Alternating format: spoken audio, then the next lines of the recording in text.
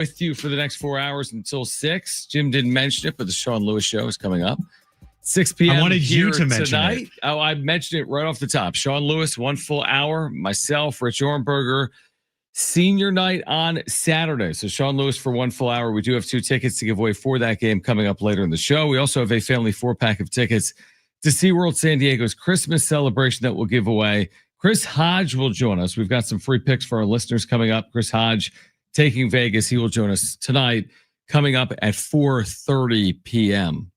All right, so I didn't necessarily expect what I saw the quotes earlier today from Craig Stammen with Buster Olney, MLB Tonight podcast with Buster Olney from ESPN. And is that gonna go away? Or no, ESPN I guess still has rights to some MLB games. Yeah, they kept the rights. Not the but same. They don't even rights. have MLB Tonight anymore. They got rid of that show, right? I think they did get rid of that show. And it used to be a staple. Yeah. Have you missed it? No. Did you miss it last year? I didn't. There's a lot of things on ESPN that I just don't even pay attention to anymore. Right, exactly. Nor do I care about, because everybody that I did like on ESPN doesn't really work there anymore. Yeah. And now it's just a bunch of random talking heads and Stephen A. Smith yelling in a corner about Drake May. Yeah, I mean, in theory, I would like to have more baseball programming, but that's probably for another day. But Buster Olney is still doing a podcast. And he had a good guest, that guest being the newest Padres manager, the former Padre reliever, Craig Stammen. Oh. And within this conversation is this interesting insight. Remember, Stammen was teammates with Fernando Tatis Jr. He knows this player extremely well. He spent years with him. Listen to Stammen on Tatis. And Tatis is a generational player. Someone that, like, when I was pitching, he'd make plays behind me. I'm just like in awe of the things he could do. And so having that respect for him and having seen him at his best, I think allows me to, hopefully push him to be at his best and not take, some of the days where he's just like, maybe I'm going to take a day off today, but push him to be the best that he can be, be that MVP caliber player that we all think he could be. Oh, he said the silent part out loud, didn't he? He did. He said what we've all been thinking and talking about for the last couple of years about Fernando. Tried to catch himself, didn't he? Because he started it by saying MVP caliber and he bookmarked it by saying MVP caliber. But what he said is the truth, because he played with him. He didn't manage him. By the way, even Mike Schilt, if you think back to this last year, there were a time or two where even Schilt, in honest moments, mentioned some of the struggles Fernando Tatis Jr. was going through, which is utterly shocking. But he didn't take it to the next level. He would always come back and just sugarcoat everything and protect the player when these are all professional athletes. Sometimes some tough love is needed, and Mike Schilt would never go there because he just was too soft to do it. But Craig Stammen just told you the truth. And by the way, it's not to completely vilify Fernando Tatis Jr. If I did something 162 days in a row, I get it. It's not an easy job, but they're paid to do it. And he just said that Fernando Tatis Jr. takes days off. He said it, his words. Fernando Tatis Jr. takes days off. That's a very interesting admission from a former teammate of Tatis that is going to manage him in 2026. And again, to your point, Jim, is kind of, he said what we feel, which is, why can't they get the most out of Tatis? There's brilliance in there, but the consistency for years now has been lacking. And Craig Stammen essentially acknowledged that, didn't he? I think he did. I don't think he called him lazy, but I do think he called him out. I do think that this, like you said, he said the silent part out loud. Yeah. He didn't go as hard as I've gone on Fernando or you've gone on Fernando, because you have to also have that good relationship. If one of the first things that Craig Stammen says in interviews is like Fernando Tatis Jr. is not a top level player because he's lazy, that wouldn't probably go over well the first time that he manages Fernando Tatis Jr. Mm-hmm. But it is interesting to hear him say that, because he's right. And the thing that we saw with Fernando last year is exactly what Craig Stammen is talking about. He would seemingly take at bats off. He would have this attitude about himself that was just like, woe is me, the pouty attitude, the frown, not laziness, but just like nonchalantness, I guess, right? It has to change. And that's why going into this new manager search, I was pushing so hard for Albert Pujols was because of this. Mm-hmm. They acknowledge it. And it's not just Craig Stammen. If we go back, AJ Preller acknowledged it at the press conference. So you've got your general manager and your new manager acknowledging that one of your star players has to be better. You know, for anybody out there, and I've heard this even in the media in this town, that Fernando had a great year. Shut up. No, he didn't. He had a fine year, a good year, but he didn't have a great year. Like, he's paid $30+ million to perform at a top 10 level in the game. He wasn't even close to that. This is professional sports. This is not, little league where you have to massage these kids and you can't, be as hard on these kids because they're kids. Fernando's not a kid anymore. He's an adult and he gets paid handsomely to go perform. And frankly, last year, I'm not going to say that it was an awful season, but it wasn't like this great season that a lot of people in this town are claiming it was. He would tell you it's not a great season. I mean, Fernando Tatis Jr., there's no way when the season ended, he was like, work's done, did everything I could do. I mean, he was lost at the end. He admitted in Chicago, my worst at bats came at the worst moments. I couldn't track the ball. I had bad plate appearances. So he would tell you he wasn't great. I think one of the concerns, to your point, with the Padres organization under Mike Schill was, do you really always need to hold their hands, or do they sometimes need tougher love? Fernando Tatis Jr., when he puts his head on the pillow, isn't looking for someone to hold his hand. I think he needs to be held accountable. So I actually like what Craig Stammen is saying. And here's the thing. It's not just about what he makes.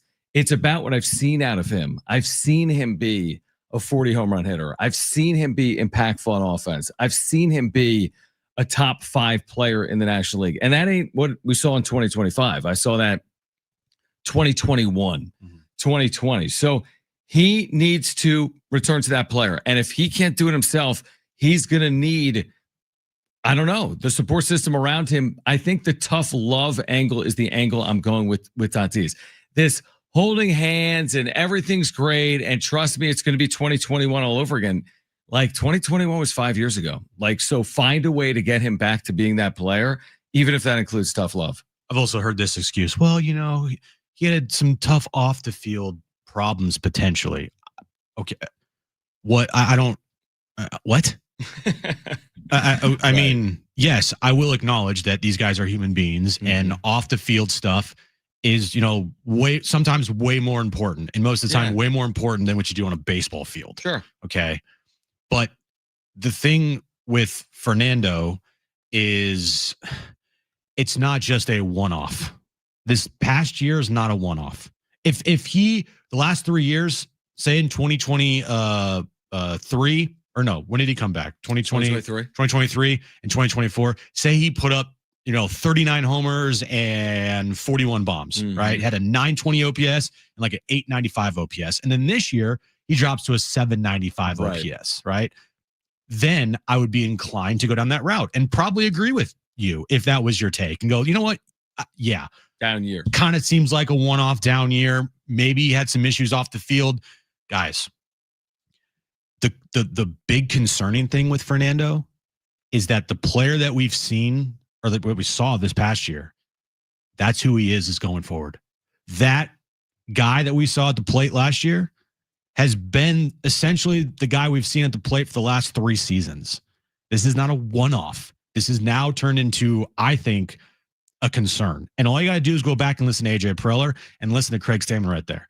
That they're acknowledging that they need more from Fernando. They're acknowledging that there is more in there for Fernando to give. And if you are someone out there that doesn't see that, and you're blinded by this 6-war season that was basically all because of his defense, I don't know what to tell you, because just listen to the GM and listen to the manager. They're telling you what we're saying, just in a different tone, in a different way, that he needs to be better. He needs to play like an MVP, and he has not done that the last 3 seasons. All right, so I completely agree with that. So Tatis, the last 3 years, has an 803 OPS. Solid, good major league hitter, above average. Tatis, though, his first 3 seasons had a 965 OPS. you can't compare a 965 OPS to an 803 OPS. Right. He's getting paid like he's the 965 guy, but he's not. And here's the other issue. His first 3 years were actually now 5 years ago because he missed a year. So his last 3 years is not like, well, his first 3 years were good, his last 3 years were bad. No, he actually missed a year in there as well. So now next year's 5 years since he was good. That's what I would say. He's now 5 years since he was not good, great. And what Dan Szymborski would tell us, the best indicator of future seasons is what you did last year. That's the best indicator. It's not just last year now, it's his last 3 years that are down. I would be hard-pressed to believe Fernando Tatis Jr. replicates the numbers he did his first 3 years at any point in his career. I hope I'm wrong, but this far removed from it, the benefit he has is he's 27. The thing working against him is it's been forever since we've seen that player. Forever in baseball terms.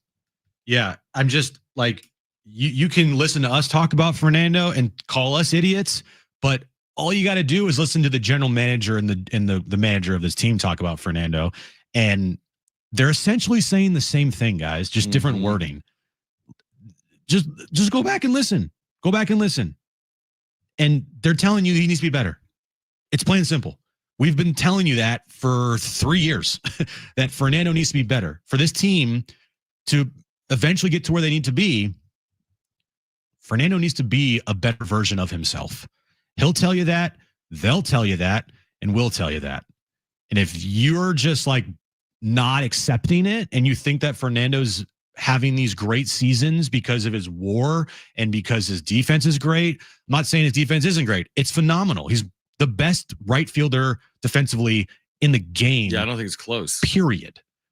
But if you're like, well, he walked a lot, are you this? Then you're probably the same person that got upset that Juan Soto also walked a lot while he was here too. But when Juan Soto walked a lot, he also put up a 940 OPS season or whatever it was. It might have been higher than that. Probably higher than that. So you can tell me the stats that you love, and I'll tell you that he still needs to be better because it's a factual statement. When you look at his numbers, he is nowhere close to the player he was. And again, go back and listen to AJ at the press conference last week and listen to Craig Stammen talking to Buster Olney today, and they told you he needs to be better. The funny thing is, I don't think there's a lot of Tatis apologists. I would love to hear from one. Like, if you think Tatis has been terrific for this team the last couple of years, including 2025, if you have a complete infatuation with Tatis and you think we are misrepresenting him, floor is open. 877-767-4760. Or if you agree, 877-767-4760. More on that conversation. Chris Hodge taking Vegas joins us at 4:30. We've got a family 4-pack of tickets to SeaWorld San Diego's Christmas celebration to give away as well. It's Jon and Jim.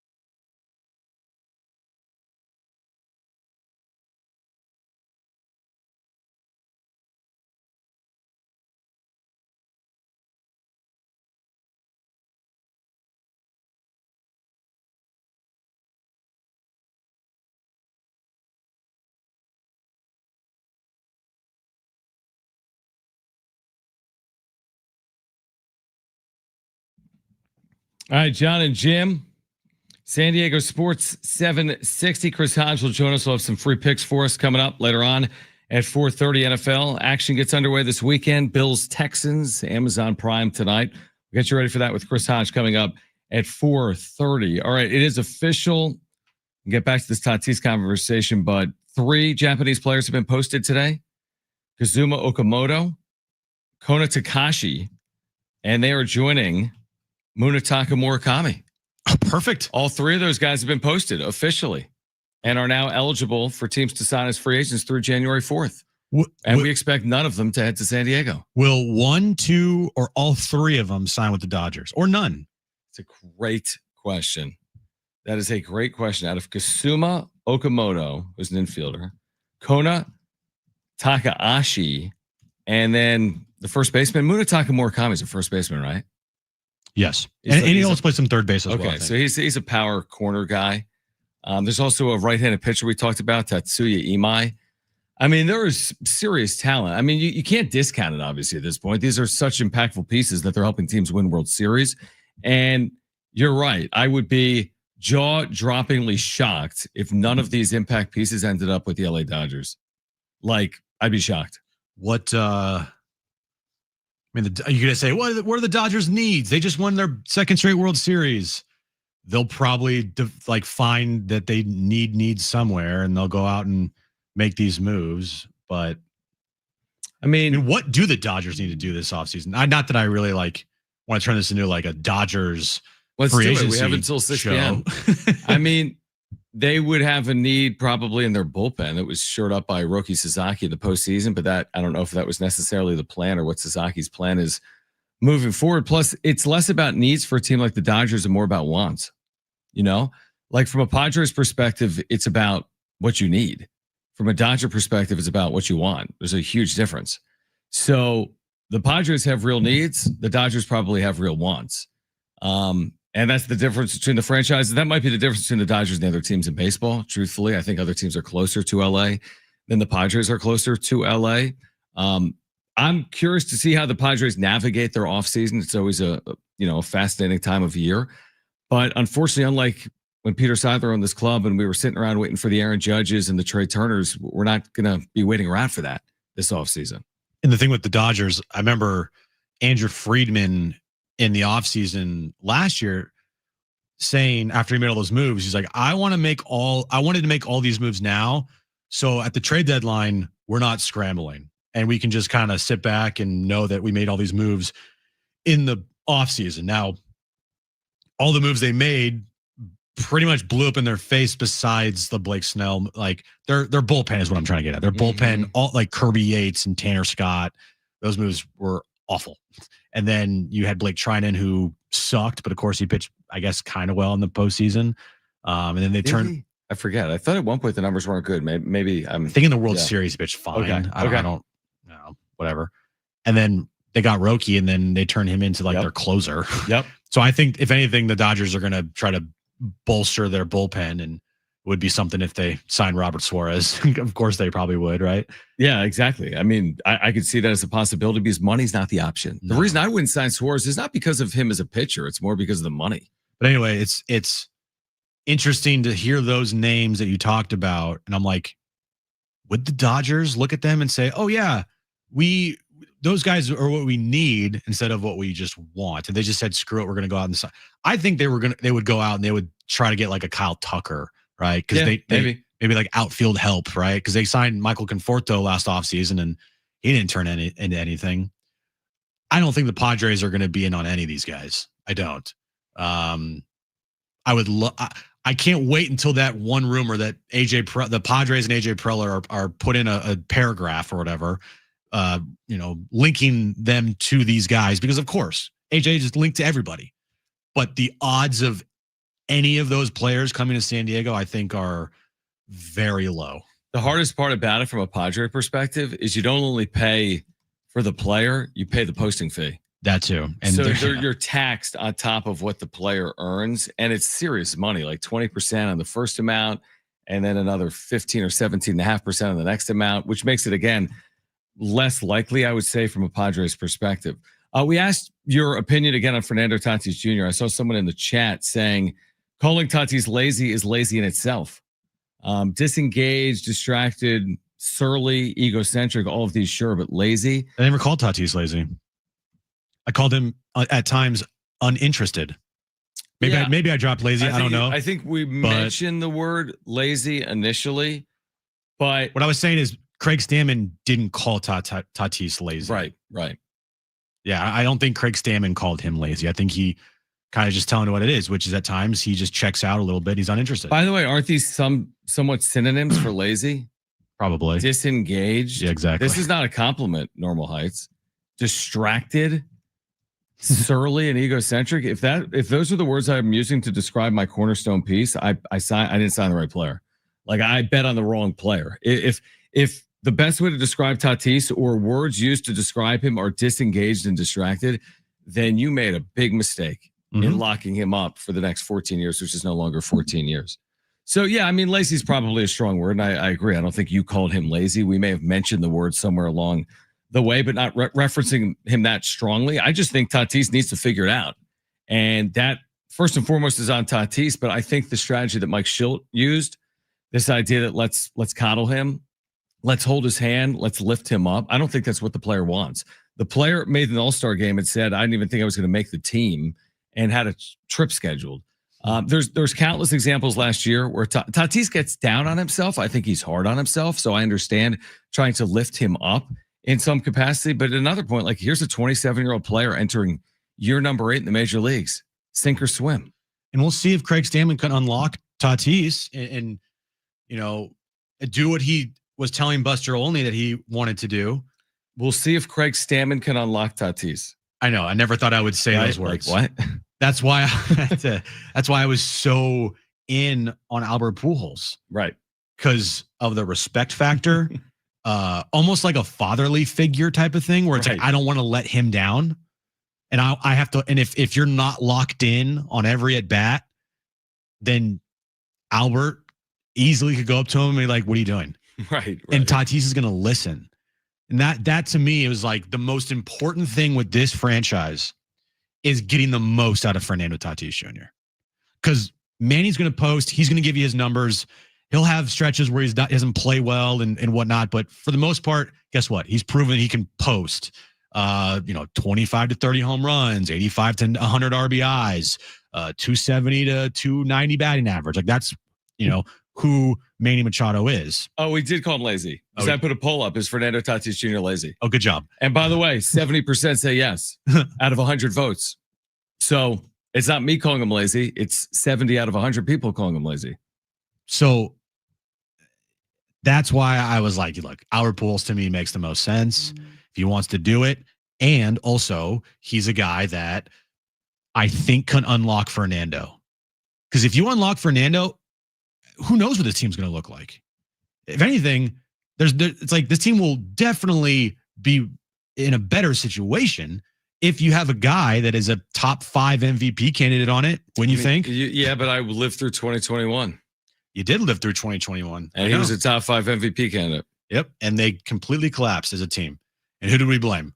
Not Fernando. No, but I'm saying even unlocking Tatis doesn't guarantee team greatness. I do think that they are better equipped and in a better position than in 2021. Absolutely. I think the Jace Tingler thing just blew up in everybody's faces. Yeah. No, I would agree with that. I would agree. Yeah. So I'm calling him lazy. No, just in the poll, I'm saying, is he lazy? It's a question. Is he?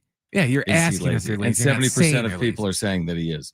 All right. On the other side, switching gears, senior night, Saturday, Snapdragon Stadium. The latest in terms of what's on the line for the Aztecs to reach a Mountain West championship game, even a small sliver of hope for a CFP. Does that exist or not? Plus, we're going to hear from Stephen A. Smith at some point. Is it from Stephen A. Smith that we hear from later this hour or not? We're going to hear from Stephen A. Smith later this hour. This is Jon and Jim, San Diego Sports 760.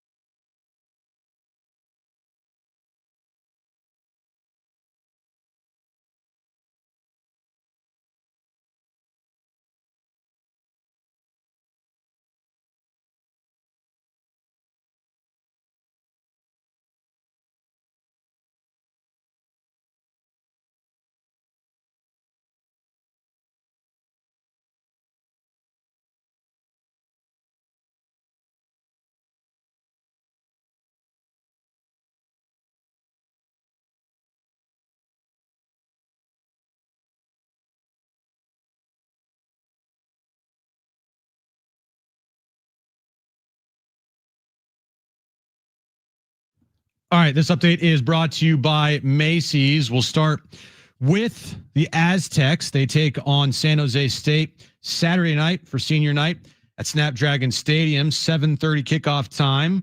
5:30 is when our pregame coverage starts. You can listen to that game right here on your home of the Aztecs, San Diego Sports 760. SDFC released their 2026 regular season schedule earlier this morning. They'll open up their 2026 year at Snapdragon Stadium against Montreal. A couple other games to note on their schedule. They'll take on Inter Miami and Messi in Miami Sunday, September 20th, and then Philadelphia Union, a reunion of Milan Olowski, back here at Snapdragon Stadium Sunday, September 13th. And tonight, 6 p.m., the Sean Lewis Coaches Show, as Rich, John, and Coach Lewis get you ready for senior night against San Jose State this Saturday. Macy's Backstage is a whole department inside your Macy's store where you can find so many holiday essentials, all for under $25 with new arrivals every day. You never know what amazing deals you'll find. Don't wait. Find a location at macysbackstage.com.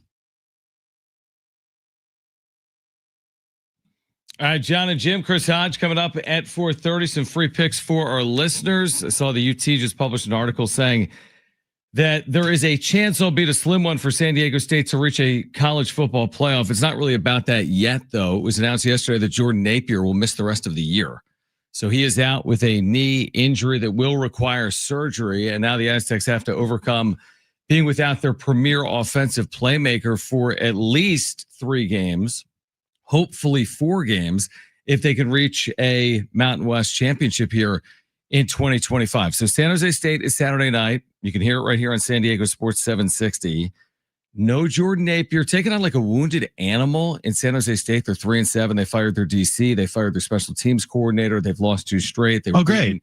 55-10 by Nevada last week. We'll see if the Aztecs can pick the pieces up without Napier and navigate a couple of wins in the final 2 weeks of the regular season. That's a brutal loss. Huge team. loss. I mean, you've lost now 2 pretty key members of your team on both sides of the ball. 2 captains. Exactly. Single-digit guys. Yeah, you got, Tana Latui, Jordan Napier.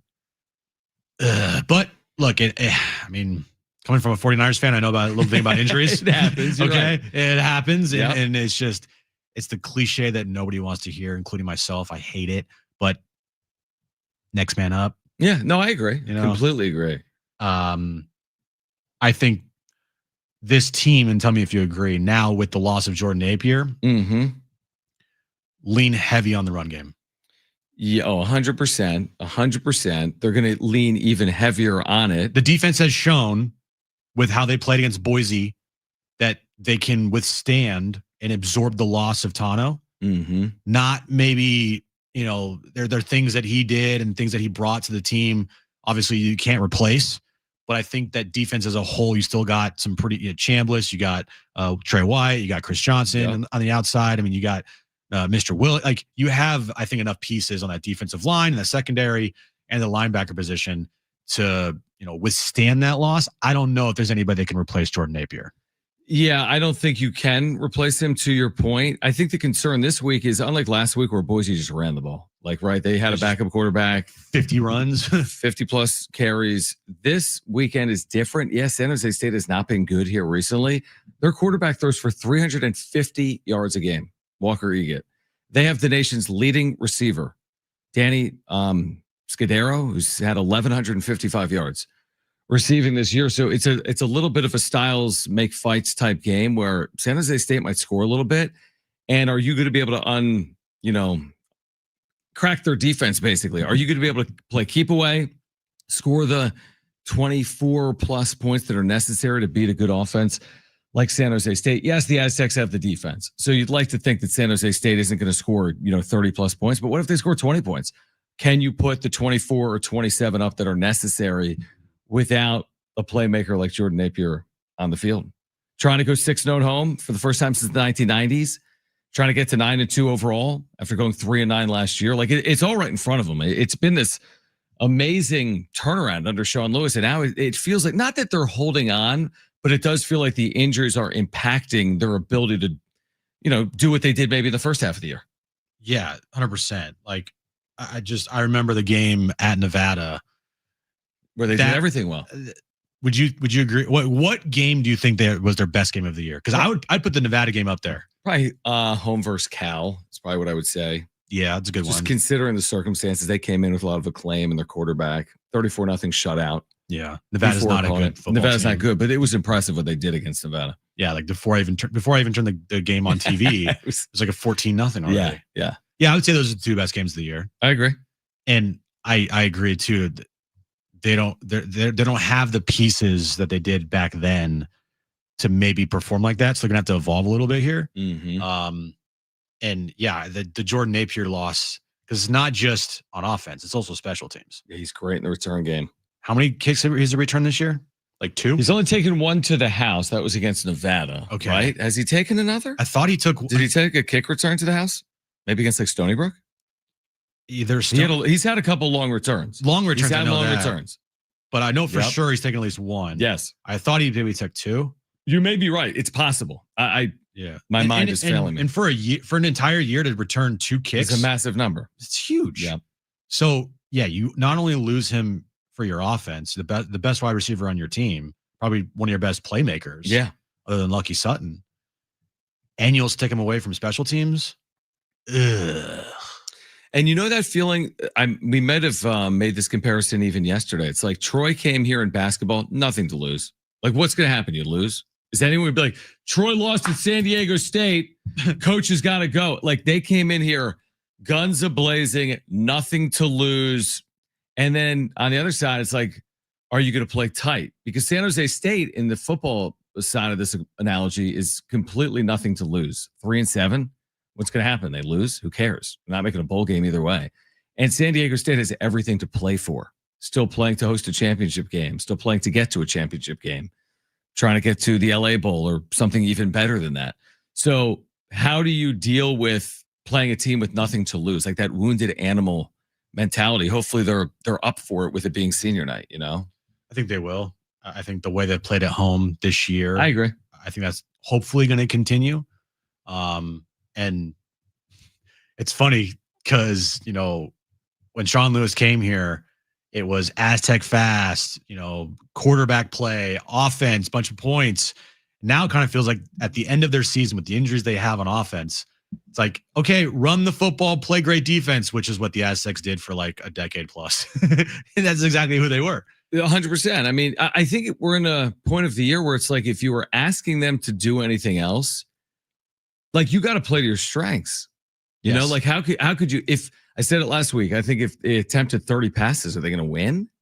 And if they attempted 35 or 40 passes in a game like this, like that's not really who they are. I mean, you've got an elite tailback in Lucky Sutton. You have a terrific offensive line. It's not just Lucky too. Like they have Christian Washington, Byron Cardwell Jr. No, you're right.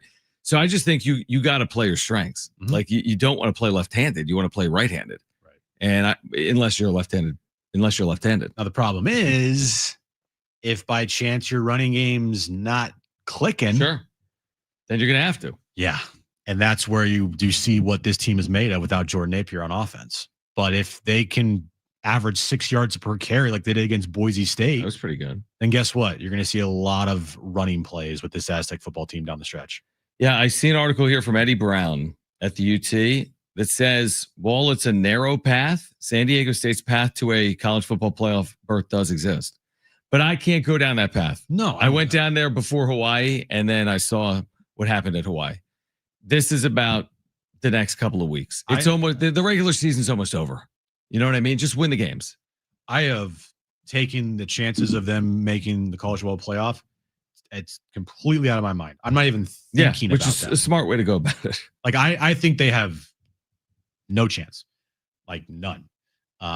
So I am just looking at this team and focusing on taking care of business next 2 games, excuse me, and hosting a Mountain West Conference Championship game at Snapdragon Stadium, which would be an amazing accomplishment for Sean Lewis in just year number 2 coming off a 3-win season.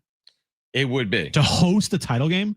Yeah. I mean, come on. I mean, you can be the biggest Aztec hater in the world, but you have to at least respect that for sure. You have to look at that as that's a pretty good improvement and a big jump from a 3-win season to 10 to 10 and hosting a Mountain West Conference title game. Like, come on, man. An amazing year, really would be. All right, on the other side, we're going to hear from Stephen A. Smith, who makes a really good point, and you're going to hear what it is on the other side. Here until 6 p.m., Chris Hodge taking Vegas. He will join us coming up at 4:30. Some free picks for our listeners, talking Padres and Aztecs football, Aztecs basketball, NFL, and more. Stay with us, Jon and Jim, San Diego Sports 760 live on the iHeartRadio app.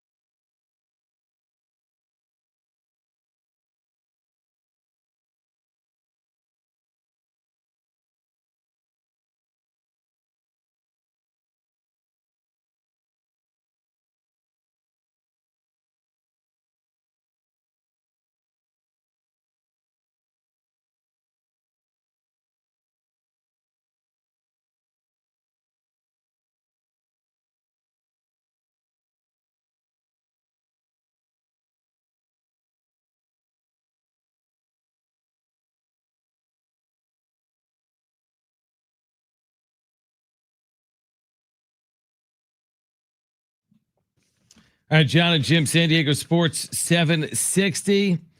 By the way, we're celebrating the season with the iHeartRadio holiday special. I heard some holiday music today in like a shopping center. Is that okay? It's before Thanksgiving, guys. One night to get you the holiday spirit with exclusive performances from Goo Goo Dolls, Gwen Stefani, and more. Listen to the show Wednesday, November 26th at 4 p.m. on Holiday Seasons Radio on our free iHeartRadio. iHeart has a holiday channel going on right now. Is that okay? Look, no, it's not going on. If you read the thing, it doesn't start until like the week of Thanksgiving, the concert. But Holiday Seasons Radio is on the app right now. Maybe. I'll check. To the playing Christmas music before Thanksgiving. Yeah, I'm listening. Like, I won't be that much of a Grinch, all right? If you want to listen to Christmas music, listen to Christmas music.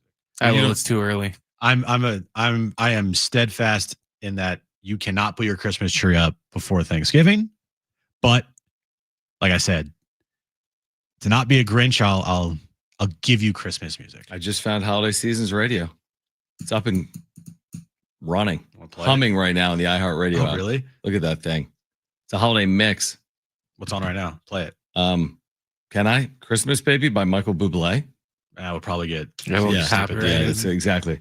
Can't put music on the station. You know, it's funny because I made this whole like defense of you could put your Christmas tree up, and then when I went to Orange Theory today and I heard Christmas music, I'm like, what is this? That was my initial reaction. So you're like, why is there Christmas music? Why is there coming from the guy with a Christmas tree up in their house? So I'm kind of like talking out of both sides of my mouth. Yeah, kind of. It's I mean, the thing is, when you hear Christmas music in San Diego and it's a pristine day, and it hasn't been recently. We've had the rain, we've had the wet weather. It's been cooler. It's supposed to rain tonight, I think, but this morning was spectacular. And I'm outside. I'm in like shorts and a t-shirt. It's like 68 degrees, and I hear Christmas music. I'm like, I didn't even remember that Christmas was coming, truthfully, because it's 68 and sunny. It's like sometimes you lose track of the month in San Diego. You're like, wait, is it? Yeah, what month is this? Well, that's why I like the Christmas music when it's December, because it reminds you that it's actually Christmas. Otherwise, you think it's August for 8 months out of the year. Do you guys ever have that like feeling when you wake up and you're like, it's kind of Groundhog's Day like, and you're like, what month is this? Yeah, because there's no seasons in San Diego. It's like, what is happening? Like, is it June or is it January? Yeah. No, sometimes you forget. You'll know when it's summer here. Oh, definitely. It gets warmer. There are days in summer where you're like, damn, it's hot outside. 100%. But there are some of those days where they're just so similar. You're just like, what time of year is it right now? Like if I just look at the weather. So let's see here. Next Wednesday, John. Yeah, let me guess. Is this for San Diego or for where you live in San Diego? No, it's just like downtown? Just for San Diego. I mean, let me guess. I'm not looking. Next Wednesday, high of 68 and sunny. High of 75 and sunny. 75? Is that right? Not Christmas. Thanksgiving is going to be 74 and sunny with a little overcast. Yeah, exactly. That's which is great. I love that. That's why a lot of people live here. Now, it does rain this weekend. Of course it does. I think it's supposed to stop by Saturday when the Aztecs are playing. Saturday, it will stop by noon. Yeah, perfect. Game's at 7:30. And that's it. Or no, wait, hold on. Saturday, it will stop by 6 a.m. My bad. Even better. Yeah. Even better. Sunday, sunny. Monday, sunny. Tuesday, sunny. Wednesday. So to your point, yes.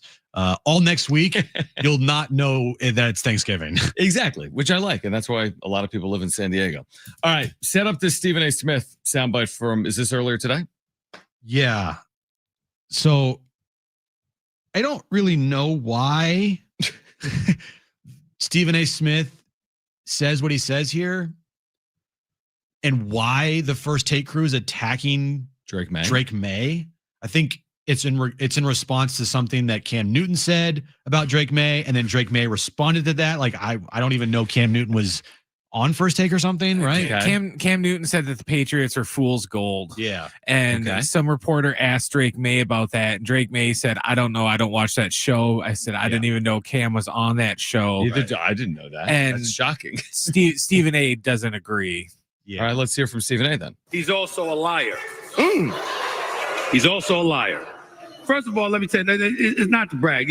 Listen, pardon the interruption, is the #1 show on ESPN spanning 20 plus decades. First Take is the #1 morning show, 13 years and counting. April will be 14 years. Don't tell me you an athlete and you don't know that. Don't tell me you an athlete and you don't know that Cam Newton ain't on the show. You lying.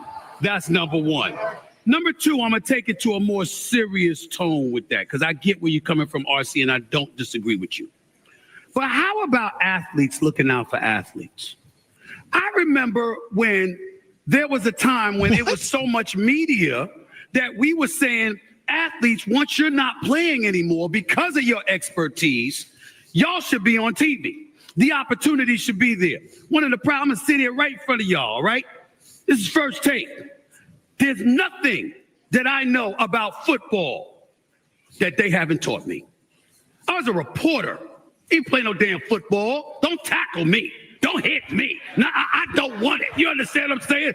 I sit up there and I learn from these folks, the people that played in this game, that, when it's over, what are we looking for? What do we want to do? And the media offers former professional athletes opportunities that corporate America, for the most part, ain't doing. But a professional athlete performing because he in his feelings, because somebody might have critiqued him, or some weak ass reporter or pundit on radio gonna ask a question out of context. Out of context. They misquote Cam, all right? Because like Cam said, he was talking about the Patriots, not him. And you're gonna ask the question. Well, ask it accurately instead of misrepresenting Cam Newton. And if you're a player, how about knowing that, yo, Drake May, you at Carolina? We like what we're seeing from you now. We didn't see that last year in New England. We damn sure didn't see it in North Carolina. This brother right here is a national champion. So what? It's my initial. I'm serious. Right? Is there some of that in there? Honestly. First, I just want to apologize to anyone that had to listen to that. Yeah, for anyone listening to our show right now, watching us on YouTube, we're sorry. We're very sorry. Number two, man, is Stephen A not the most insufferable media member in the entire world? Imagine being so self-absorbed that you think that starting quarterbacks in the NFL sit around waking up to watch your show that I didn't even know the name of the show or who was on. I don't know. I'm in sports media. I don't have the responsibility of quarterbacking a good team. You know who Will Compton is? I know the name, yes. Busting with the Boys. Yes. He had a great response. Okay. He goes, former NFL player, by the way. Right. He goes, quote tweeted it, and he said, shot in the dark here, but I guess quarterback Drake, quote, Drake May doesn't know because he doesn't watch First Take at 10 a.m. during peak game planning hours at work. It's insanity. It's insanity.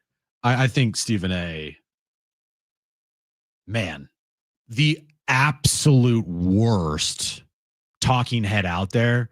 And the fact that like Bob Iger and ESPN just enables it makes everybody that listens to him dumber. And to that point, by the way, and I don't like Pat McAfee, and I'm sure a lot of our listeners do. I would never compare Pat McAfee to Stephen A. Smith. To me, Stephen A. Smith is so much more intolerable. Oh, fuck. Like, again, Pat McAfee isn't my cup of tea. No. But there's some of it that I can appreciate. Where Stephen A., I don't really appreciate it. Like he's always talking down to you. Yeah. And like, not to brag, but well, we have the number First one ratings Take for 20 decades. I'm like, oh, for 200 years? That's amazing. I saw something on social media today. It said, yo, if First Take wasn't on every gym and every hotel, nobody would watch your stupid show. I mean, we work in sports. At the airport. All three of us work in sports. Do we be honest with me? Did you ever wake up and throw this show on and be like, man, let me get my sports fix for the day? I have never done that. Nope. No, and have I had it on, to your point, at a hotel or a lobby, or has it been on? Of course it's been on. But I'm not innately or inherently being like, this thing is the worst thing in the history of the world. I'm just saying it's not such must consume content that all us sports fans are sitting around and waiting until 10 a.m. Eastern to watch this show. I just can't stand Stephen A.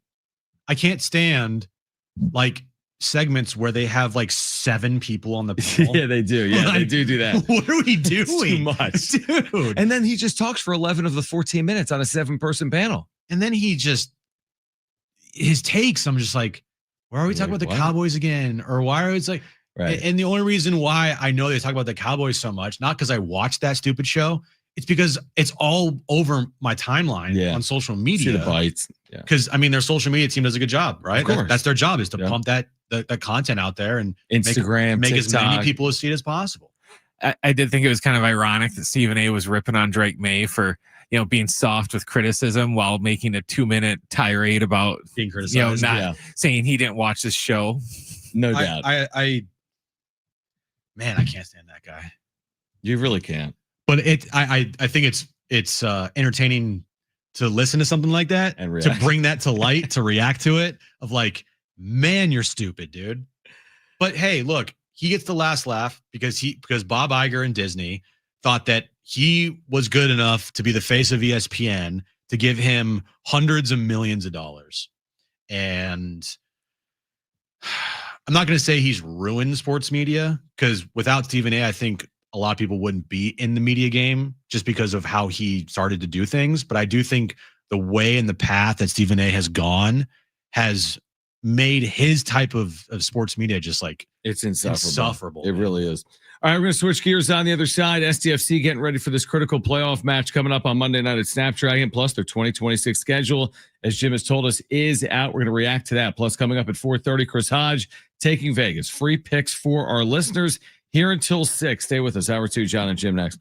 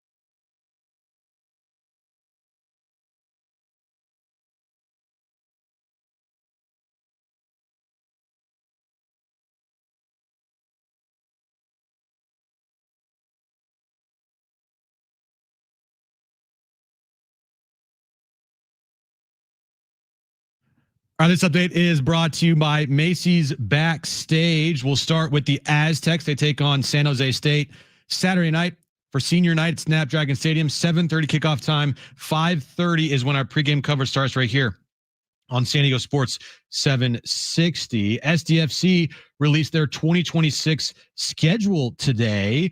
They opened their 2026 season at home February 21st in Montreal. A couple notable games on their schedule. They'll take on Inter Miami for the first time in Miami Sunday, September 20th. And then Milan Ilowski makes his return back to San Diego when they take on Philadelphia Sunday, September 13th. And tonight, 6 p.m., the Sean Lewis Coaches Show with John Rich and Coach Lewis as they get you ready for senior night this Saturday. Macy's Backstage is a whole department inside your Macy's store where you can find so many holiday essentials, all for under $25. With new arrivals every day, you never know what amazing deals you'll find. Don't wait. Find a location at Macy'sBackstage.com. Getting you all set for that drive home. Let's just start the show. Here's Jon and Jim. All right, San Diego and Southern California, what's going on? Hour 2, Jon and Jim. They only give us 4 hours, so we got to make the most of this hour. Should we ask for more? Imagine like, can we get 5 hours? The crazy part Listen. is if we went in there and we asked for 5 hours, they would, without hesitation, go, absolutely. Listen, when I lived, Are you kidding me? Don't worry, Brett. Before I moved to San Diego, out east, and someone correct me if I'm wrong. Someone look this up with like ChatGPT. I'm 98% sure Mike Francesa, post Mike and the Mad Dog in New York when he had a solo show, and he had it for 10 years at least, did a show from 1:30 until Devils hockey at 6:55 for like a 5-minute, like he had a 5.5 hour show. Now, maybe that's like, I probably shouldn't say that because they're gonna be like, why not just give him 5.5 hours? I mean, Mike Francesa did 5.5 hours in New York or 5 hours, but I don't know how he did that. Now it's all caller focused. People just call in and rip calls. Like the Jets and the Mets and the Yankees and the Rangers. Why is Cam Scatterbo at a WWE event? He should be at home. And again, he's got producers and this and that. The guest is like the manager of the New York Yankees for like 45 minutes. He'd do these like 40-minute no commercials. Yeah, it was so just 45 straight. Yeah, it was ridiculous. It was ridiculous. But sometimes I do think about that. What I think about is how on earth did he do a 5-hour radio show every single day? I don't know, John. Do you want to find out? Solo. Do you want to find out? No, I really don't. No, I do not. Anyway, 4:30, Chris Hodge will join us coming up. He's got free picks for our listeners. We'll get into Thursday Night Football. Do you have a strong opinion here tonight? Bills Texans coming up tonight. Amazon Prime Video. Kicking off the weekend in the NFL. Decent game? I got nothing, dude. You have nothing on tonight? Is CJ Stroud out still? They just lost Joe Mixon for the rest of the year.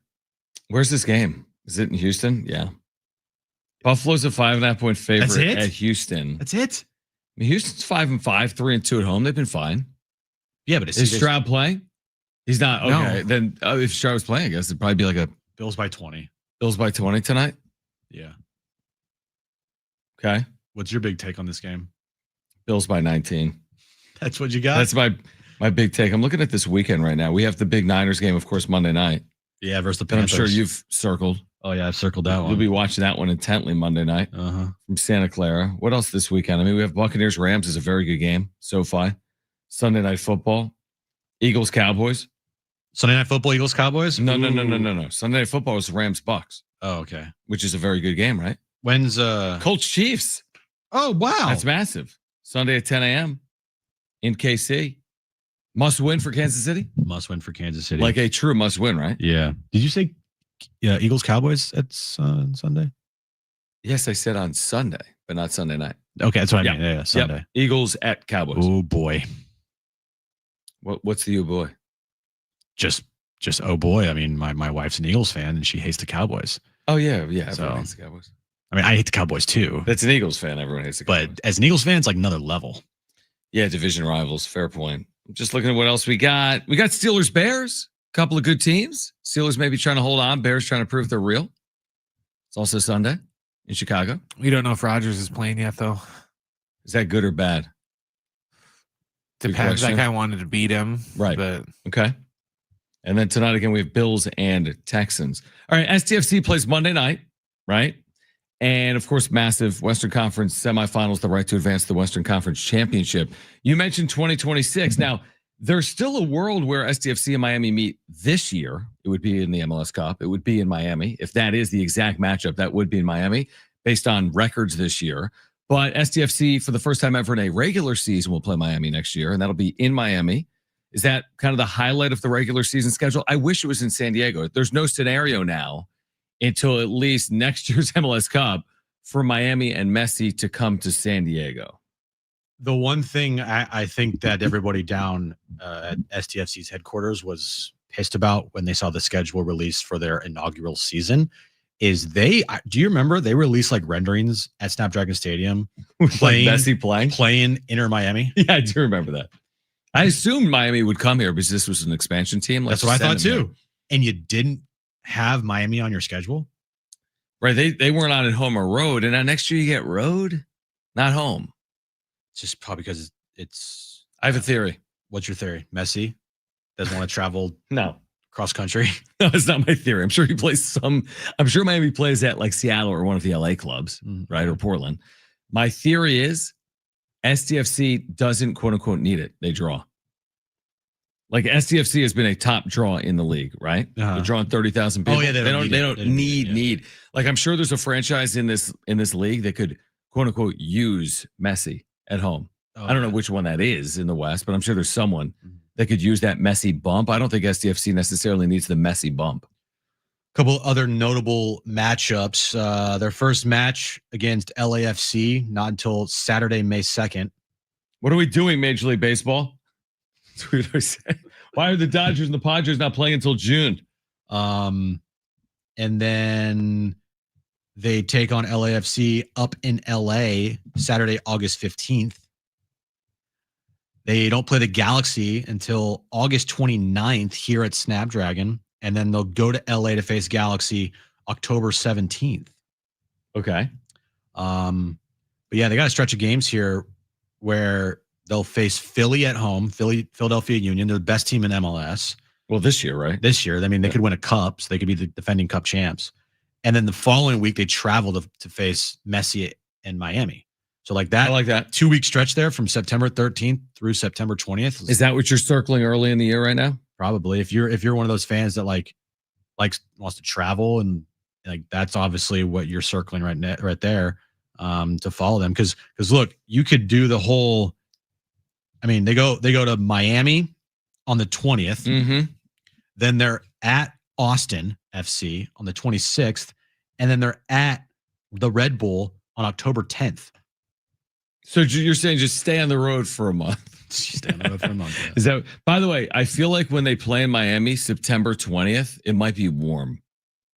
Probably like 125 degrees when they play in Miami on September 20th. But hey, listen, that could be coming off. We don't even know what's possible over these next 3 weeks for STFC. Mm-hmm. I mean, we don't know what they're coming off when they start 2026. I'm looking at their schedule for next year because one of the things that we looked at was like, when are they going to have games during the week? For our own selfish purposes. Yeah, they have 2 at home, right? They have one game that will preempt the show next year. Oh, do they? Wednesday, April 22nd. What time? At Houston, 5:30 p.m. Oh, wow. I was not at 2:30? No. Okay. They do play the Red Bull Saturday at 4:30, but that's a Saturday. And I know it is. And every other Wednesday game they have is like 7:30. Yeah. Or 6:30. Okay.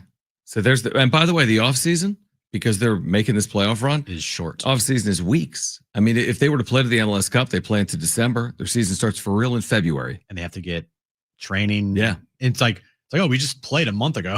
By the way, they take off how long for the World Cup? They take off a long time, 6 weeks.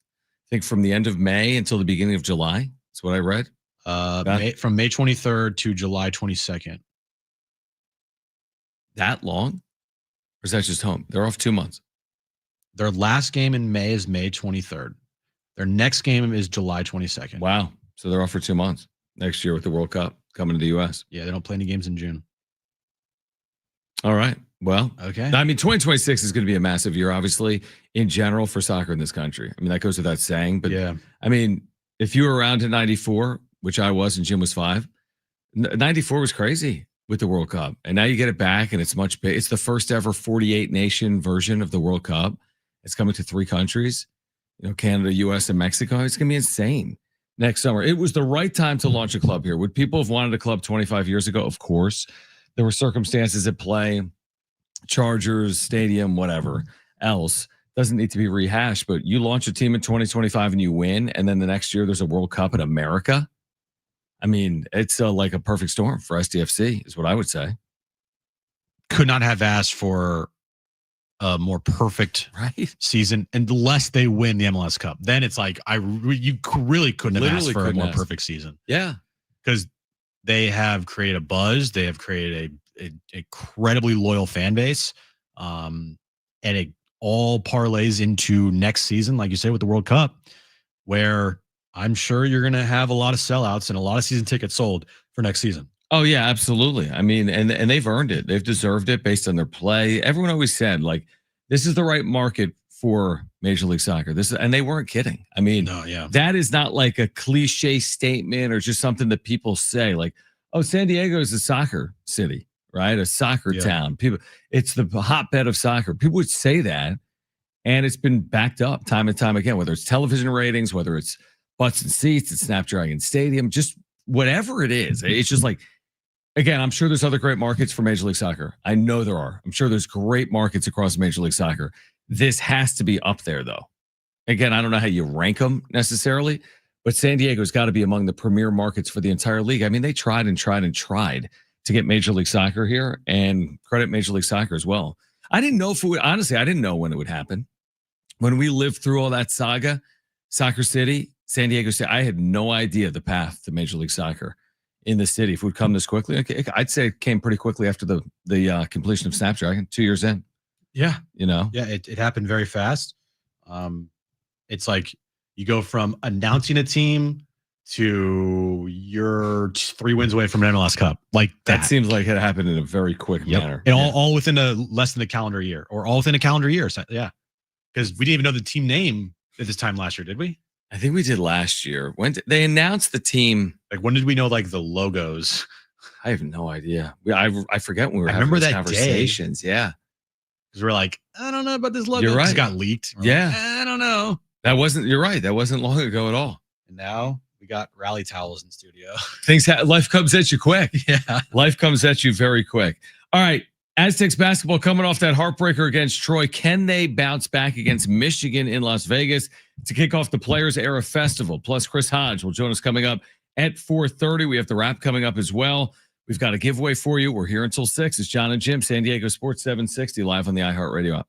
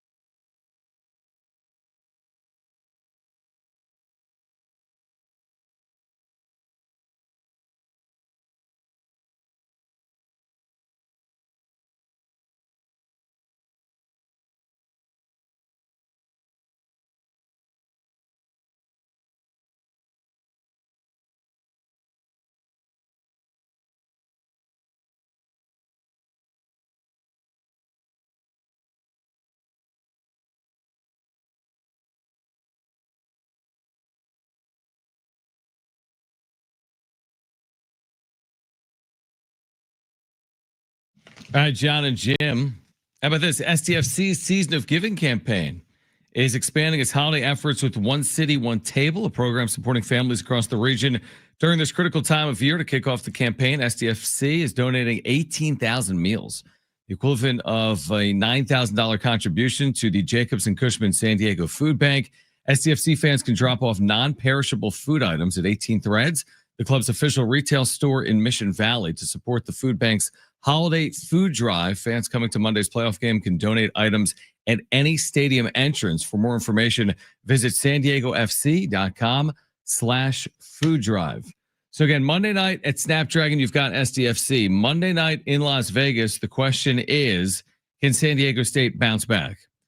Off the Tuesday loss to Troy in heartbreaking fashion, in double overtime in a game that I don't even know what happened, but it did happen. And now San Diego State will try to pick up the pieces, so to speak, and you turn the page to the number 7 team in the country, the Michigan Wolverines, who are loaded at every position, have multiple 7-footers on their team.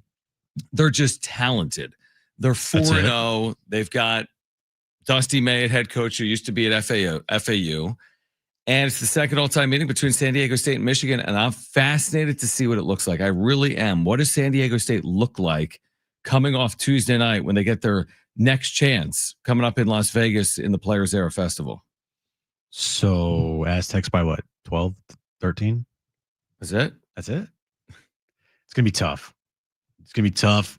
But hey, nothing like playing one of the best teams in the country after you get upset at home by Troy when you're a 15.5-point favorite in a bye game.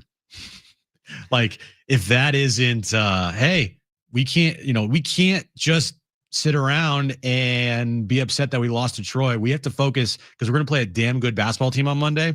And if we don't focus and we're still, upset about losing to Troy, we're going to get our ass kicked. Yeah, you can't let Troy beat you twice, as the adage would say. They won't let that happen. Like, they'll be focused, right? They'll be focused, but the question is, will that be enough against this team that, again, has aspirations? I'm talking about Michigan and San Diego State. You could say the same thing, but I mean, Michigan's got national championship aspirations. You don't spend like they spent in the portal to, go 11-9 in the Big Ten and be an 11 seed in the NCAA tournament. No, they're a top 5 caliber team that expects to be playing potentially in a Final Four this year. So it's a huge opportunity for San Diego State, is what it is. That's what it is on Monday night. Would you agree that Monday night, coming off of the loss to Troy at home, okay, will tell us a lot about this basketball team, depending on how they do? Yeah, probably tell us. Or is that not fair, because Michigan, as you said, is one of the best They're teams really in the good. country?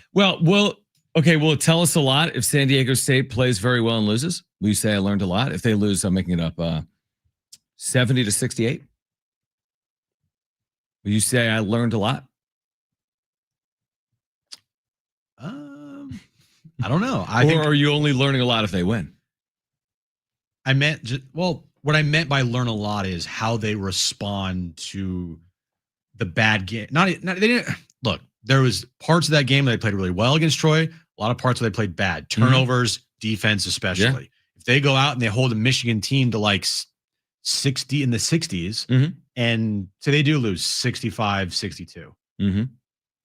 Will that tell you anything about this team? Or will it just be as black and white? They didn't win the game, right? So I can't take anything from this game because moral victories are for losers. Yeah, that's a really good question. I don't know how to answer that right now. I mean, I think there'd probably be some optimism if it did play out that way, but you'd also say, well, they wasted a golden opportunity. If they lose by a point or 2 or 3, and there's opportunities to win, and there's 2 minutes left, you're at a tie game, and you don't score on 2 of your last 3 possessions, and Michigan converts and you don't, well, are people going to say, hey, they proved they can play with the number 7 team in the nation? Or are people going to say, had an opportunity just like against Troy and they didn't take advantage of it? Yeah, different type of opportunity against Troy. I mean, what I meant about opportunity is, it was there for the taking. Right, to steal a game they did not play well in. Right. Against a team that was in the 130s in Ken Palm. Yeah.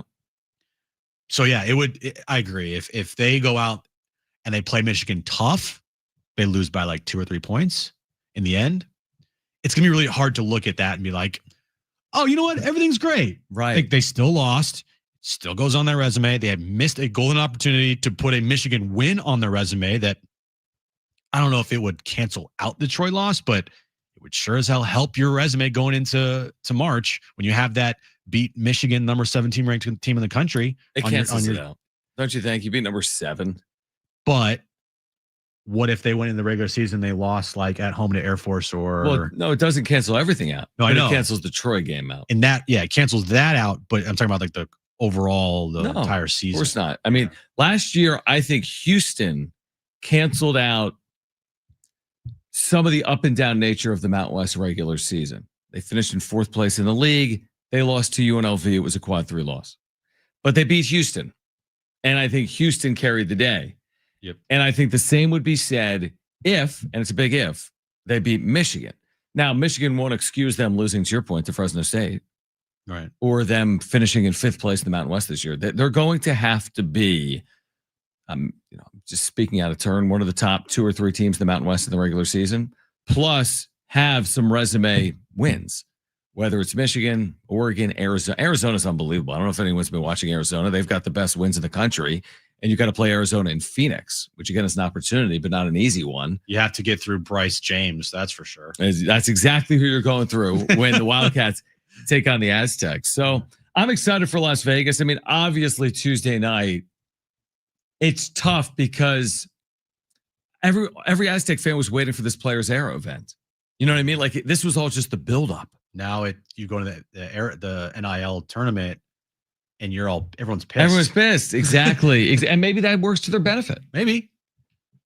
I don't know. Like, hey, we have to go out and we got to play like this is the NCAA tournament. Yeah, we have to play better. Like, right. Much better. And we're not going in on a high. We're going on a very, very low after losing to Troy. Because you saw it at the end of the game. Every single one of those players on the court hung their head and was like, oh no, we just lost to Troy at home. It was the manner in which I agree. I feel like they reacted the way they should have. You played a 50-minute game that included a half-court heave. Like the loser of that game was not going to be like, fun game, guys. Like there was a lot in there. Also, though, you saw the reaction of Troy.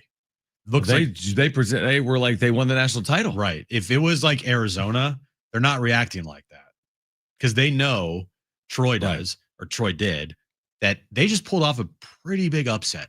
Absolutely. So I heard their coach say, and he's coached the NCAA tournament, I think multiple times, said this is the best team we've ever beaten. This is the best team we've ever beaten. So that's how big of a win it was for How'd they lose Troy. that game? Troy outscored. Oh. Yes, by how many score more points? By how many points? One? By one in 50 minutes. All right, Chris Hodge taking Vegas. Good? He will join us coming up at 4:30. On the other side, let's give away a family 4-pack of tickets to SeaWorld San Diego's Christmas celebration here until 6. Jon and Jim.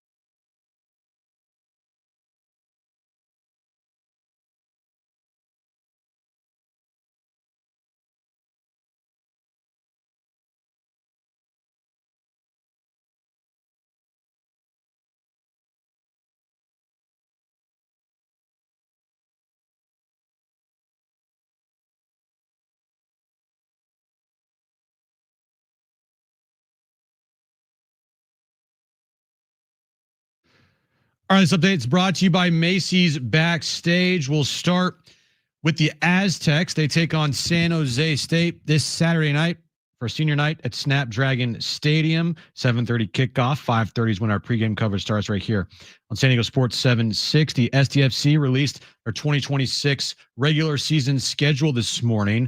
Their 2026 season kicks off Saturday, February 21st at home versus Montreal. And tonight, 6 p.m., the Sean Lewis Coaches Show with John Rich and Coach Lewis as the guys get you ready for senior night on Saturday night. Macy's Backstage is a whole department inside your Macy's store where you can find so many holiday essentials, all for under $25 with new arrivals every day. You never know what amazing deals you'll find. Don't wait. Find a location at macysbackstage.com today. All right, Chris Hodge taking Vegas coming up at 4:30. Getting us ready for Thursday Night Football, college and NFL picks, free, coming up at 4:30. What does it say when your older sibling fires you from your job within an organization, right? Jeannie Buss today firing Joey and Jesse Buss in a Lakers reshuffling of the organization. Well, yeah, because didn't that It's not the first reshuffling. Didn't that guy buy them for $10 billion? Mark Walter or whatever his name is. Yeah, but this is still like a family. This was Jeannie's decision, was it not? Okay.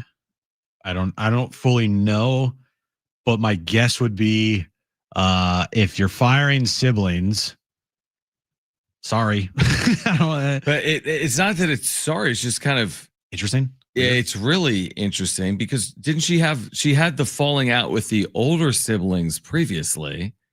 And now you have these younger siblings now. What I find interesting about it is the Lakers seemingly, and these brothers were in like scouting and development. The Lakers are seemingly on a good path, are they not? They've played well on floor. They've gotten healthier here in recent days. And like, I could see them being not just me. I mean, they're one of the better teams in the Western Conference, right? After kind of years of just scuffling, you acquire Luka. Again, I'm not saying that has anything to do with her brothers, but seemingly they're having success as an organization right now. Yeah. A lot of it. So Mark Walter is the new majority owner of the Lakers. Is that right? Because he bought them for $10 billion or something like that. He also Jeannie Buss is the team's chairperson. Well, Mark Walter also is the Dodgers owner as well. He's like the big money. But he's very rich. But again, Jeannie Buss is still overseeing the organization, correct? She's the chairperson of the entire Lakers franchise. Mm-hmm. So I don't know about the math and the numbers, but she's the chairperson. Because last summer, the Lakers' majority ownership was sold from Jeannie Buss to Mark Walter. But Jeannie Buss is still running unless I'm wrong. And yeah, the sale totaled over $10 billion. I'm sure that Jeannie Buss still is, in charge of things, but at the same time, when you have a new owner, things will change. So you think this is more of an owner change situation than it is like a falling out in the family? It could be a falling out. And if it's a falling out, who cares? Because Mark Walter is the majority owner of the team. Maybe he's the one that was like, hey, we need to switch things up here, do this, do that. Like, I don't know. But at the same time, I don't think it's a big problem for the Lakers right now because on the court, they're one of the better teams in basketball. True. The Buss family situation has been interesting, though, in general with the Lakers. It's not hindering them from competing. I can tell you that. No, but although they've had an interesting, tell me if you disagree. Like you look at them post Kobe. I mean, there's been a lot of down. There's been some up. I mean, if you want to include the COVID bubble year. But like post-Kobe Lakers, like how would you describe the post-Kobe Lakers? Like where would you rank them among NBA franchises since the last title? Other than the COVID year, I mean, has it been a good 15-year run for the Lakers? I mean, they won a championship in that COVID year. Wasn't really like anything special. Right. We kind of discounted that, didn't we? We did. Other than that, I mean, they're just the Lakers, but they have not had the success that you're looking if you're a Lakers fan. And by the way, this move is the first move in the Mark Walter era. And he's the one that is in charge of making said move. So if Jeannie Buss wanted to make this move, she could not have done it without the okay from Mark Sure. Walter. Okay. Mark Walter is in charge. Okay. Interesting. Yeah. Again, I don't know what it really means for the organization. I'm just saying in general, it feels like the organization has kind of just been going about it. I mean, have they been a seriously contender in the West since COVID? No. No, they have not. Until now. And they got the benefit of the amazing trade that benefited them. Absolutely. Yes. Yeah. And we'll see what happens. With this Lakers team. I don't think they have enough to win a championship, but they have enough to compete. And look, if you get into a 7-game series against the Thunder, you think the Thunder are going to want to see Luka and LeBron, and I'll throw Austin Reeves in there because he can score, but still at any moment, Luka could go for 50. Yeah, no, it's a really good point. So I think the reshuffling of the Lakers is all stuff behind the scenes that fans really don't care about. All they care about is, hey, is Luka healthy? Is LeBron healthy? Is Austin Reeves healthy? Can JJ Redick coach in the playoffs? Unlike last year where he just like left his guys out there for 48 minutes a night and made everyone dead tired. So yeah, the restructuring of the organization with these specific moves that you're referring to, I think a lot of Lakers fans like, okay. Yeah, probably. And I agree with you. And by the way, while I agree with the general idea that, hey, do the Thunder want to see the Lakers in a 7-game season? I would spin it the other way and be like, nobody wants to play the Oklahoma City Thunder. Any team in the NBA, none of them will be favored to beat the Thunder with Oklahoma City as with home court. Zip, zero, zilch. Correct? Correct. But it's still Luka. It is. And they were in some 7-game series last year. Indiana, Denver. They were beaten at home multiple times. Same thing with Denver. I mean, Jokic is playing. I mean, they've had an amazing start to their year. He's incredible. Yep. Shoot, I was watching Houston last night. Houston's 10-3. Houston's also had a pretty cupcake start. Is that what it is? Okay. Early on, which I mean, good. You got to take advantage of it. What happened? Did you see Steph last night? Didn't score. Didn't score a point. Why not? Didn't score a point. They were beaten by double digits by the Miami Heat. Wow. Is it because the NBA had the Warriors on their 5th back-to-back this early in the season? It's because Steph didn't play. That's also true. Nor did Jimmy Butler, nor did Draymond Green, nor did Jonathan Kuminga, nor did Al Horford. It's not even in baseball. Sometimes they say, well, it's a scheduled loss. It just was a unique circumstance to travel. And like 5 scheduled losses. This isn't just a scheduled loss. Yeah. I mean, they didn't even play their players. Like you were guaranteed to lose the game. Right. It's an actual scheduled loss. Yeah. It's something that happens all the time in basketball. 100%. Doesn't happen in baseball much. I mean, you could say scheduled loss after like a travel day. Yeah. But most of the time, the teams send the next day starting pitcher back home, so he doesn't have to travel like crazy amount of hours. It's a good point. By the way, who is the best record in the Eastern Conference? Oh, I know who has the best record in the Eastern Conference. Ready for this knowledge? The Detroit Pistons. 13-2. Yeah, they're incredible. 13-2. It's taken a while. Kate Cunningham, man. Yeah, it's taken a while to turn that thing around. Welcome back, Detroit. Dude, 13-2. By the way, one of the worst records in basketball? That would be... You know where I'm going. Either the New Orleans Pelicans or the Washington Wizards. I was actually going with the team that played for an NBA championship in Game 7 last year, the 2-13 Indiana Pacers. 2-13. Now again, they're without Halliburton. Guess who they've beaten in one of their wins? Not Golden State. Golden State. Have they really? Jeez. It was like their first one of the year. Like that's where, like, if you're a Pacers fan, it's brutal. It's brutal because your team isn't you're not built to get there every single time around. It's like, thankfully for Bucks fans, they won a title. Because it's not like the Bucks historically are going to be playing for a title every other year. The Pacers historically are not going to play for a title every other year. Like the Lakers, you're going to find your way. The Warriors have had unbelievable success. If you're a Pacers fan, there's only so many times your team is going to have a season like that. And they had that ridiculous postseason. And then they lose their star in Game 7. Were they really going to win the NBA championship Game 7 last year? Yeah. They were in the second quarter and leading when their best player went out. Could they have not won that game? No, I'm just saying, were they going to win that game? Well, will we ever know? No, we'll never know.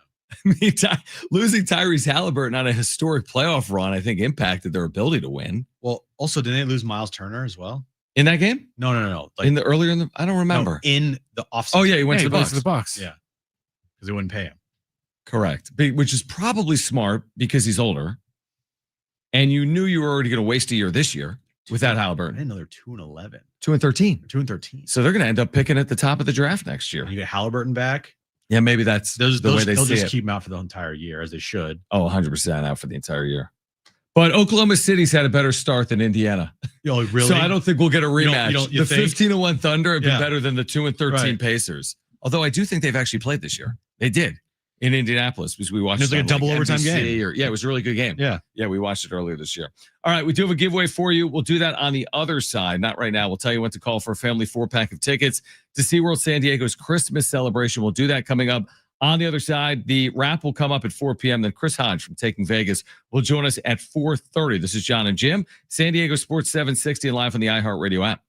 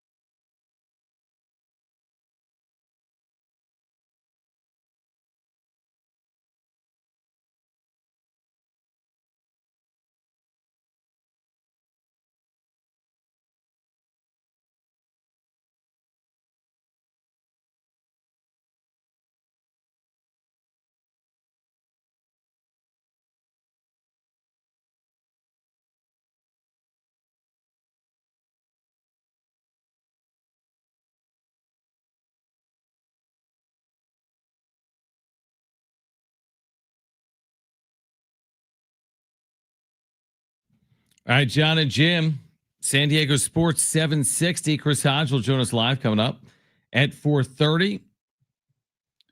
And then coming up at 6 p.m., the Sean Lewis Show right here on San Diego Sports 760. All right, we touched on this briefly earlier. Kansas City Chiefs have appeared in how many Super Bowls under Patrick Mahomes? 13. No, it's 14. You idiot. They've appeared in a lot, right? They've won. What is it? So I got 19, 20, 22, 23, 24. That's 5. They've appeared in 5-1-3? Yeah. So they lost to the Eagles, they lost to the Bucks, and they're 3-2 in 5 games. Yes. They beat the Niners twice and the Eagles twice. Once. That's exactly what they've done. That's exactly what they've done. Anyway, the point being, they've basically dominated the league, certainly the AFC, for the better part of the last decade. And here we are on November, what's today? 20th. They're 5-5 on the outside looking in. And what's staring them down on the other side is this red hot Colts team. Now they're at home. But we've said this before. Oh, the Chiefs are going to get right. They're back at home. Yeah, they're playing a good team. And then all of a sudden, well, they don't get right. Are they going to get right? Is it just going to all click for Kansas City here in November and December? And they're going to go 6-1 in their last 7 and roll into the postseason and be right back in an AFC title game? Or is that not going to happen in 2025? I said this the other day. I'm not going to go officially to the point that they're not going to make the postseason. As far as I'll go is they're not winning the AFC West. That's as far as I'll go right now. Would you go as far as to say they won't appear in a Super Bowl? No. The Super Bowl's a lot. No, because all I got to do is go 10-7, get in as a wild card team, and then they've shown they can do that and make the postseason. But the problem was they weren't a wild card team. They were the 4 seed, I want to say. They had at least one home playoff game before they won 2 on the road. And they had to go on the road then. So then let me ask you this. If they did have to do that, even if they got hot, let's say they close 5-2 or even 6-1, but they don't win their division and they got to go road to the Super Bowl. You think they would do that? Again, it's possible. Do you think do you see it as likely might not be the right word. Like, would you bet on that happening? If they were a 6 seed and they had won 5 of 7 or 6 of 7, would you bet on that happening? I wouldn't bet on it happening, but I can tell you this. If the Chiefs made the postseason as like a 7 seed, very possible. I would put down $100 on them to win the Super Bowl. Because then you're getting the odds, you're getting the payoff. Yeah, 100%. Yeah. I see your point. Like that would be a great bet. It would. Or even to get to the Super Bowl, win the AFC. Yeah. Get to the AFC title game. Yeah. Whatever it is, I would bet on the Chiefs. Right. Because they've proven it. Yeah. And if you lose, okay, you lose. Patrick Mahomes, doesn't do it again. First time. And you're okay with it. You're like, whatever, screw him. Right. Unless you're a Chiefs fan. Right. But if they do, it's like, of course I'm going to bet on Patrick Mahomes. The only times he's not come through is in 2 Super Bowls. But again, it's already in the Super Bowl. He's won 3 Super Bowls. So he's proven the 2 Super Bowls that he lost, he was awful. Every other game in the postseason, he's essentially been Patrick Mahomes, kind of with the caveat that in the first Super Bowl he played against the Niners in 2019, he was having an awful game. He wasn't good at all in that game until late, right? The final 6 minutes of that game. The overtime win over the Niners, he was not playing well until the fourth quarter, of course. Mm-hmm. And then overtime, he just balled out. So yeah, if they make it as a 7 seed, I'd put $100 on the Chiefs. Absolutely. To at least just go to the Super Bowl. If the Chiefs miss the postseason or lose, let's say as a 7 seed, I'm making it up, in Buffalo or name it. What does it mean for Andy Reid? Not like his job is in jeopardy, but at what point is Andy Reid going to say, well, I've done it. I mean, I've got the Super Bowls. Do I need to keep doing this? Or do you think Andy Reid doubles down? If this is just an off year, they go 9-8, they miss out, or they go 10-7 and they lose in the first round of the playoffs. I think he's 68 years old. I don't know what it would do for Andy Reid, but if you're Andy Reid, how could you just leave Patrick Mahomes? And he's close to being the winningest head coach ever, isn't he? Yeah. Now, Kelsey's got 1 year left on his deal, or is this the final year? Yeah, I don't know the answer to that. But also, if you're Kelsey, I mean, do you need to keep doing this? Wasn't that the conversation last offseason with Travis Kelsey? Like, do you need to be playing? What's he done this year? 50 catches in 10 games, 4 touchdowns. Mm-hmm. So he's been productive. But yeah, he is signed through. I don't know. I can't find it right in front of me. But that's an interesting point too. Like, what does this team look like without Travis Kelsey? Probably fine. Maybe even better because they can use that money to go out and spend somewhere else, and they can probably draft a tight end that does the same things that Kelsey does. Maybe just has to learn how to play with Mahomes, right? Because they got three dudes on that team that have led the way since 2019: Chris Jones, Patrick Mahomes, and Travis Kelsey. Yeah, Andy Reid. And as long as those 3 guys are healthy, and Andy Reid, he's been a big part of it, and Spagnuolo. Yep. So like those 5 guys, as long as those 3 players are healthy. And you got those 2 coaches. Run that till the wheels fall off. Yeah, dude. I agree with that. No, I do. What were you saying, Brent? I was going to say there's only one thing left for Andy Reid to do. Go and become the head coach of North Carolina. Yes. That's perfect. I'm curious. The winningest coaches in NFL history in terms of career wins. Is it Don Shula? Is it Bill Belichick? I think it's Don Shula, and I'm looking it up right now. The reason I asked that is Andy Reid going to hold on to become the winningest coach in NFL history? And the answer might be yes. He has 306 career wins, including the postseason. The most in NFL history is Don Shula with 347. He is not far off. He's trying for that. He's 41 off. He's 29.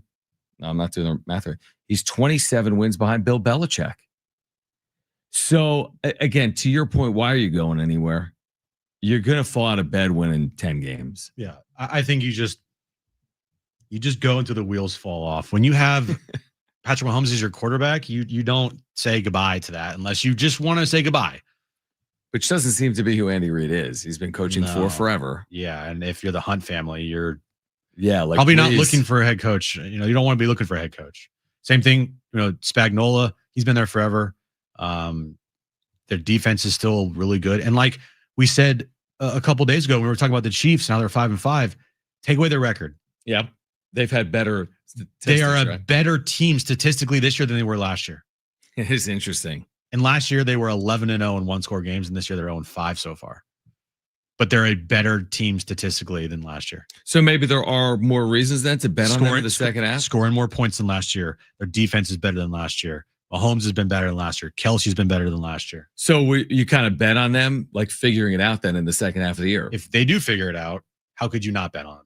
Is what I'm saying. It's a good point, because last year with worse statistics, they ended up playing for a Super Bowl. Right. Last year against Philadelphia. I mean, you look at the year that Mahomes has had. It's good. It's a good year.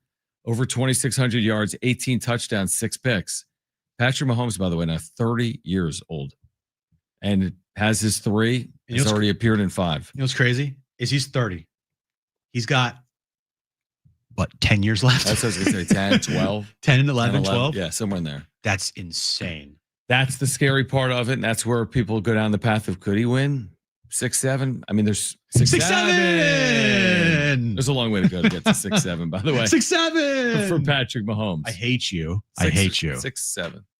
Somewhere in that range. Speaking of 6, 7, there's this guy that has entered the algorithm of my TikTok. Okay. And his entire TikTok is him just doing 6, 7, saying 6, 7, and seeing how fast he could say it. It's like I can't stop watching him. Do you know my new theory? I won't watch Reels. Why? I think it's bad for your mental health.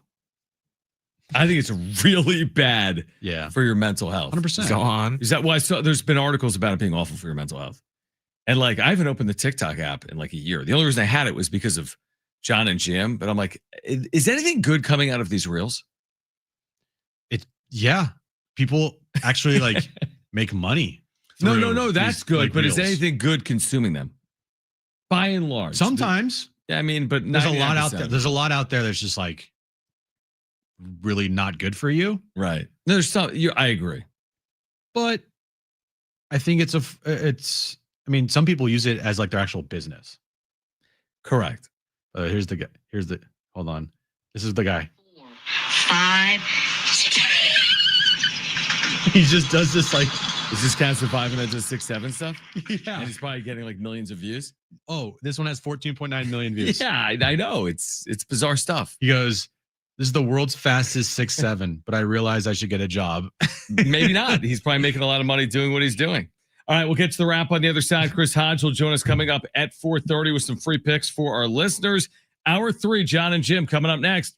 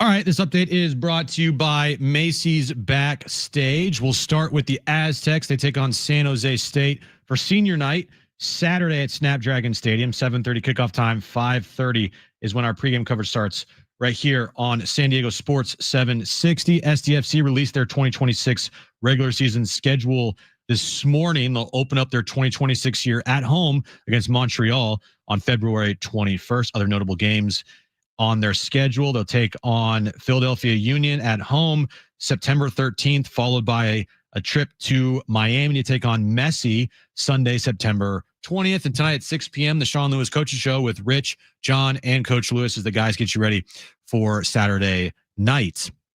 Macy's Backstage is a whole department inside your Macy's store where you can find so many holiday essentials, all for under $25 with new arrivals every day. You never know what amazing deals you'll find. Don't wait. Find a location at macysbackstage.com.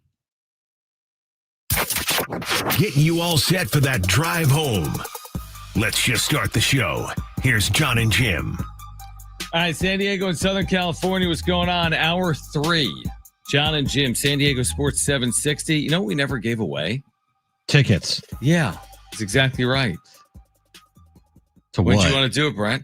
It's okay. We have plenty of time. We have 2 hours. All right, so if you've been sitting in your car in your driveway, If we had a 5-hour show, we'd have 3 hours. if you've been in your driveway waiting for the family 4-pack of tickets to SeaWorld San Diego's Christmas celebration, keep waiting. Just stay there. We're not going to give them away right this moment, but we are going to give them away.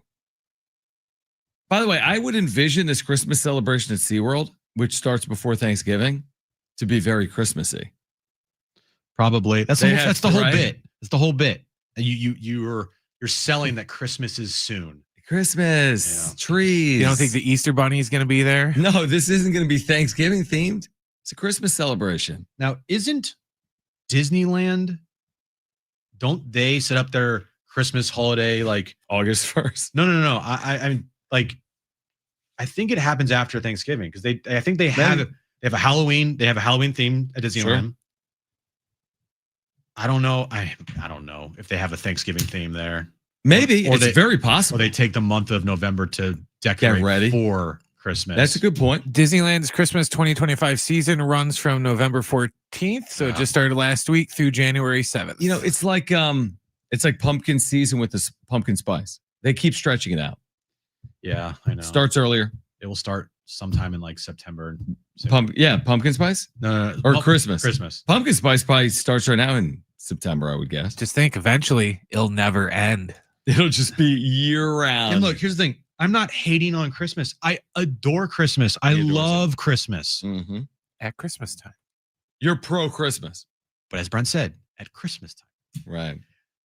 Once we get to next Friday, I'm in full Christmas mode.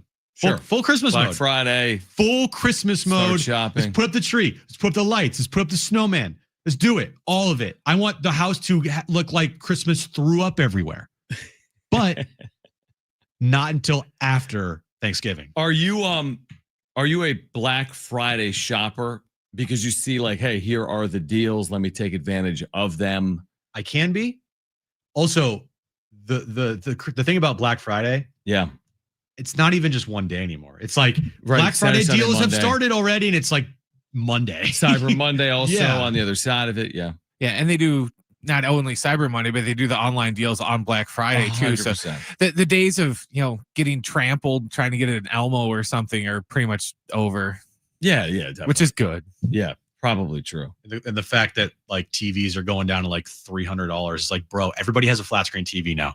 I mean, the TV deals are ridiculous, but it's a good point. Like, do I need a 99-inch television for $149? Like, how large can you make the television and how low of a price can you offer it for? Because there are some ridiculous deals There are. on electronics. But I think it's like, dude, everyone has a TV now. Everyone has it. Why? It's like everyone. It's like I bet you if you go to Best Buy during the next week or so, they'll probably tell you like, yeah, we have so many TVs in inventory, we can't get rid of them all. Yeah, I feel like because people, how is it that every Black Friday, Cyber Monday, there's all these amazing TV deals and everyone's buying a TV? Are people buying new TVs every year? Dude, I only bought a new TV because my old TV broke. That's what I'm saying. I'm not the guy to have a pretty good TV and be like, got to go better right now. My TV's good, but I got to get to great. Because I had a TV that I got in like 2016. and it broke just last year or this previous year, like in January. And I finally bought a new TV. So that TV lasted me 8 years. Mm-hmm. That's 8 years before I bought a new TV. Now I upgraded and I got a bigger TV. Before I had like a 55-inch, and then I bumped it up to like 70. Did you? Yeah. I said, screw it. Wow. I don't have a 70-inch TV. And I went the Roku route. By the way, Roku That was the TVs, best. they're so good. found one Roku's forever. built in. Yeah. Awesome. Love it. Yeah. That's the way to go. But I'm not like going out and looking to buy another TV this Black Friday. That's kind of my point. By the way, someone called you out on our YouTube chat. What shocker. Real Doan. I thought maybe Dan, but Real Doan. Jim is the king of a decent take wrapped in nonsense. Tatis doesn't make $30 million a year. It's kind of funny. Tatis doesn't make $30 million a year. His AAV is under 25. He makes less than Dansby Swanson, who's a dud offensively. Let me guess. Now glove matters. What is his AAV? It's an interesting point because he's 14 years, 340. Mm-hmm. So his AAV probably is 25, 24. Yeah. Now his salary is going to go up. To your point, his salary will be more than that. So Fernando Tatis Jr. this year, Yeah, what do you make? this 20 or past year- 15? Where is it? Dang it. His salary was reasonable this past year. Where is, here we go, Sportico. All right, I got it. Mhm. So Fernando Tatis Jr. this past year Yeah. made $20 million. Yeah. 20.7. Yep. All right. Next year, he'll make 20.7. Mhm. All right. Next year being this upcoming. Okay. Sorry, 2026. Yeah. Yep. Then his salary jumps to 25 million per year. Okay. Yes, his luxury tax number is 24 for the remainder of the contract. Okay. All right. But he will be paid $36 million from 2029 to 2034. Okay. Starting in You 2029. got 3 more seasons when it's still under that number. But yeah, your point's valid. He makes a lot of money. So He makes a lot of money. if you want to deal in some, who's this guy? Real Doan. Yeah, if you want to deal in semantics, Real Doan, Real Doan. then go be my guest. But the fact of the matter still remains that this dude will eventually be a $36 million a year player, even though his AAV, or at least his luxury tax number that It's in counts the for the 20s. team, is in the 20s. But that still doesn't mean he's not a $30 million player because he's getting paid by the team $36 million starting in 2029. And he said that Dansby's a dud offensively compared. Tatis had 25 home runs. Swanson had 24, and Swanson had 77 RBIs. What and was his OPS? Tatis only had 71. His OPS was 105. Oh, that's OPS, OPS plus. plus. 717. Oh, Okay, wow. so his OPS was awful. Tatis had a much better year than that. Yeah. But still, like production-wise, like his Yeah. power numbers. I mean, we can't be arguing this seriously, though. Like, Tatis just has to be more impactful on offense. I don't care what he's making. I really don't. He has to be more impactful on offense. Yeah, why are people arguing this? Why are people like So do you accepting this? Like, Real Doan, did you expect Tatis when they signed him to be Dansby Swanson? We're like, man, if we can get a Dansby Swanson out of this, we're golden. This is nothing. Like, I like Tatis a lot, but he is not the same player. No, he is he's not the He's player good. that we were promised. Right. Not the prince that we were promised. He is not that guy. And it's like, I am going into seasons hoping to see that guy. And you saw him for the first month and a half, Yep. and then he just disappeared. Now, if you want to say because he got hit in the forearm, that's the reason why. Well, okay. Then every year there's going to be an excuse. He's going to Exactly. get hit in the forearm again. Then I would start talking about, which is a valid argument and a valid discussion. Well, then the guy never stays healthy. And I know it wasn't his fault, okay? But still fact, the dude can never stay healthy. He's always dealing with something. Until again this year, but you're right. If you're going to excuse away some of his performance because of an injury, what about this from Mr. Belinsky, who says the crime is Machado? Oh, He held a dying man for ransom, threatening to opt out before the season started. oh. $40 million a year for the last 6 years is unreal. They should have called his bluff, let him walk. I mean, I don't know if you really could have let Machado walk. Is it going to be a bad ending to that deal? Yeah, I mean, everyone said it in real time. But could you have let Manny Machado walk a couple of years ago and felt good about your chances to be the team you want to be. I mean, he helps you get where you want to go. He doesn't finish the job. But without Manny Machado, like your paths to 90-win seasons are way more limited. I'm very critical of Manny Machado when it comes to postseason time. Regular season, I mean, yes, there are times that you can be critical of Manny Machado, but for the most part, he does post offensively. Like if you look at his numbers in a Padres uniform, they are pretty consistent. Mm-hmm. Yeah, that is a good point. He is a pretty consistent offensive player in the regular season. Look, there are things about Manny Machado that I definitely don't like, but there's no denying that Manny Machado, without him, this Padres team is not where they're at. Like he helps them get to the postseason. The problem is where he doesn't help. Yeah, the problem is when they get to the postseason, he completely disappears. Yeah, and that is my take on Manny Machado is like, you got to do it in the postseason, my guy. And Fernando, it's like kind of a little bit of the opposite, even though he had a bad postseason against the Cubs this year. Fernando's not been able to do it in the regular season. He has been good in the postseason. But he has been good majority of the time in the postseason. And Jim, I'll give him these 3 games. It hurts because it hurt. Like they needed him. I'll give him these 3 games if he can rebound from it the next time he's in it, because I do think he's at least deserving of that based on, let's say, his other 10 or 12 postseason games or whatever the number is. It's not a huge number. But even with these 3 games, and I don't have his postseason numbers in front of me, his postseason numbers are good, right? Like Fernando Tatis Jr.'s postseason numbers are good. So we can't hammer him, in my opinion. Can't hammer him for it. It was bad. Dude, it was a really bad games 1 and 3. Did he do anything in game 2? He did a lot in game 2. Him, Arise, and Machado were the reasons why they won game 2. I don't even remember, because I remember so much game 1 and game 3. Yeah, game 3 especially. Yeah. And that's where the point of that AJ and especially Craig Stammen are making is like, you can't give up at bats. You got to go out there and lock in. And I'm not saying that you're being lazy, but you gotta lock in here. And he just didn't do that a lot this past year. Hold on. Can you agree or disagree? Is his lifetime numbers now in 16 games, 317 in postseason? Yes, 414 on base, 700 slug, 1114 OPS. In 16 games, he has 12 RBIs and 6 home runs. Yeah, and this postseason, he was two for 12. Yeah, it's not good. No, excuse me, he was 1 for 12. He was 1 for 12. That's not good. Game 2 is only hit. But don't you agree that he should get less of the responsibility than Manny in the postseason? Depends on what happens in the postseason. No, I mean, to this point, as we sit here right now. Yeah, when the postseason ended, the first person I was looking at on that offense, even though he hit that big home run in game 2, so you're kind of also doing a little bit of like, right? He if you wouldn't have gotten to game 3 without Manny Machado, but then when you're in game 3, you need Manny Machado, and he disappeared along with everybody else though. So it wasn't just all on Manny.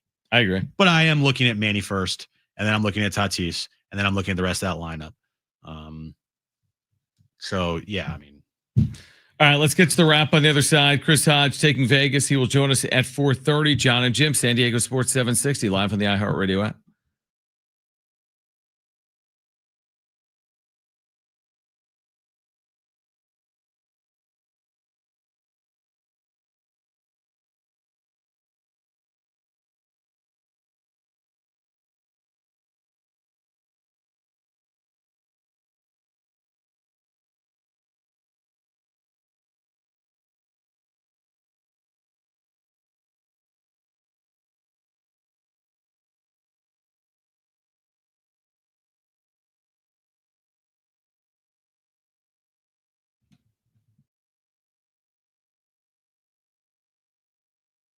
All right, hey guys, it is Jon and Jim again for the all-new Jamul Casino Resort, the Players Place. Make sure to get there this winter. Now open, the hotel and spa at Jamul Casino Resort. It's the next level of luxury. You can treat yourself. Stunning new stay, rooftop relaxation, indulgent spa treatments, all the thrills of Jamul Casino Resort, now all in one unforgettable destination. Yeah, and savor San Diego's ultimate endless dining experience at Jamul 23.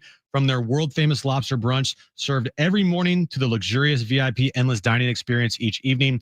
Indulge in chef-created specialties from fresh seafood, prime cuts, and decadent desserts, all with stunning panoramic views. Make sure to check out this brand new spa at Jamul, where you can unwind in style, experience pure relaxation with, again, indulgent treatments, serene spaces, a retreat designed to refresh your body and mind, only at Jamul Casino Resort, the Players Place.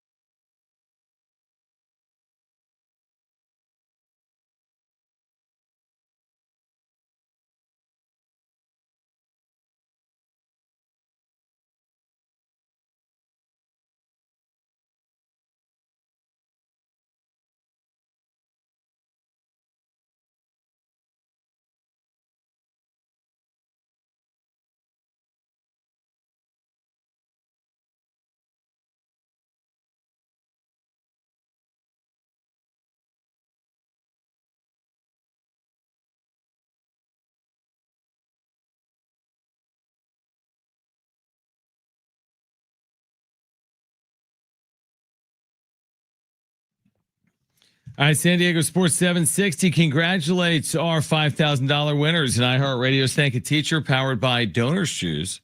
There's still time for you to nominate a public school teacher making a difference, and maybe they'll be one of our next winners of $5,000 to make over their classroom. Help us say thank you to the educators shaping our future. Nominate your favorite teacher now at iHeartRadio.com/teachers. We've buried the lead, John. Is the lead the rap? No, lead's not the rap. Oh, hold on. What's the lead? The Padres have made a move. Yeah, I saw that. Minor league player. Padres signed infielder Pablo Reyes to a minor league deal. John, he's 32 years old. He's appeared in 259 games, has 606 plate appearances. He's produced a 245, 305, 242 slash line, and he's stolen 14 bases. Yawn. Reyes can fill multiple positions, John. He has at least 150 innings at 3 infield positions to the left of first base, as well as each of the outfield corners. They're trying to replace Tyler Wade? Maybe. Yeah. This sounds like a minor league invite to me. You know what I mean? You don't think he's going to be battling for a roster spot along with Will Wagner and Mason McCoy? Do you think he supplants Manny at third? You just give him the job? That should be our take. That's the lead tomorrow. Yeah. Should Manny be worried because Pablo Reyes has played third? Probably. Like, I'm looking at this. Yeah, I whatever, right? Who cares? Yeah. This past year with the Yankees, 31 at bats. That's great. Had 6 hits, hit 194. Yeah. Just one of those moves that they're going to make over the course of a long offseason. There'll be a number of them. But yeah, nothing to really concern ourselves with. Do we have time for the wrap right here? Let's do it. It's time for the wrap. Presented by Sombrero Mexican Food. Check out their website at sombreromex.com. Do you guys take OKC or the field to win the NBA Finals? I would take the field. I'm sending that to Shay. So good. That soundbite's going right to Chet. That's great. We're going to be playing that on repeat at the whatever center. Paycom. Paycom. I don't even know who this is. Do it. I don't care. OKC Arena now. Paycom Center. You're going to hear that on the concourse tonight. I hate watching Shea play. I saw a clip of him the other night. Hate's a strong word.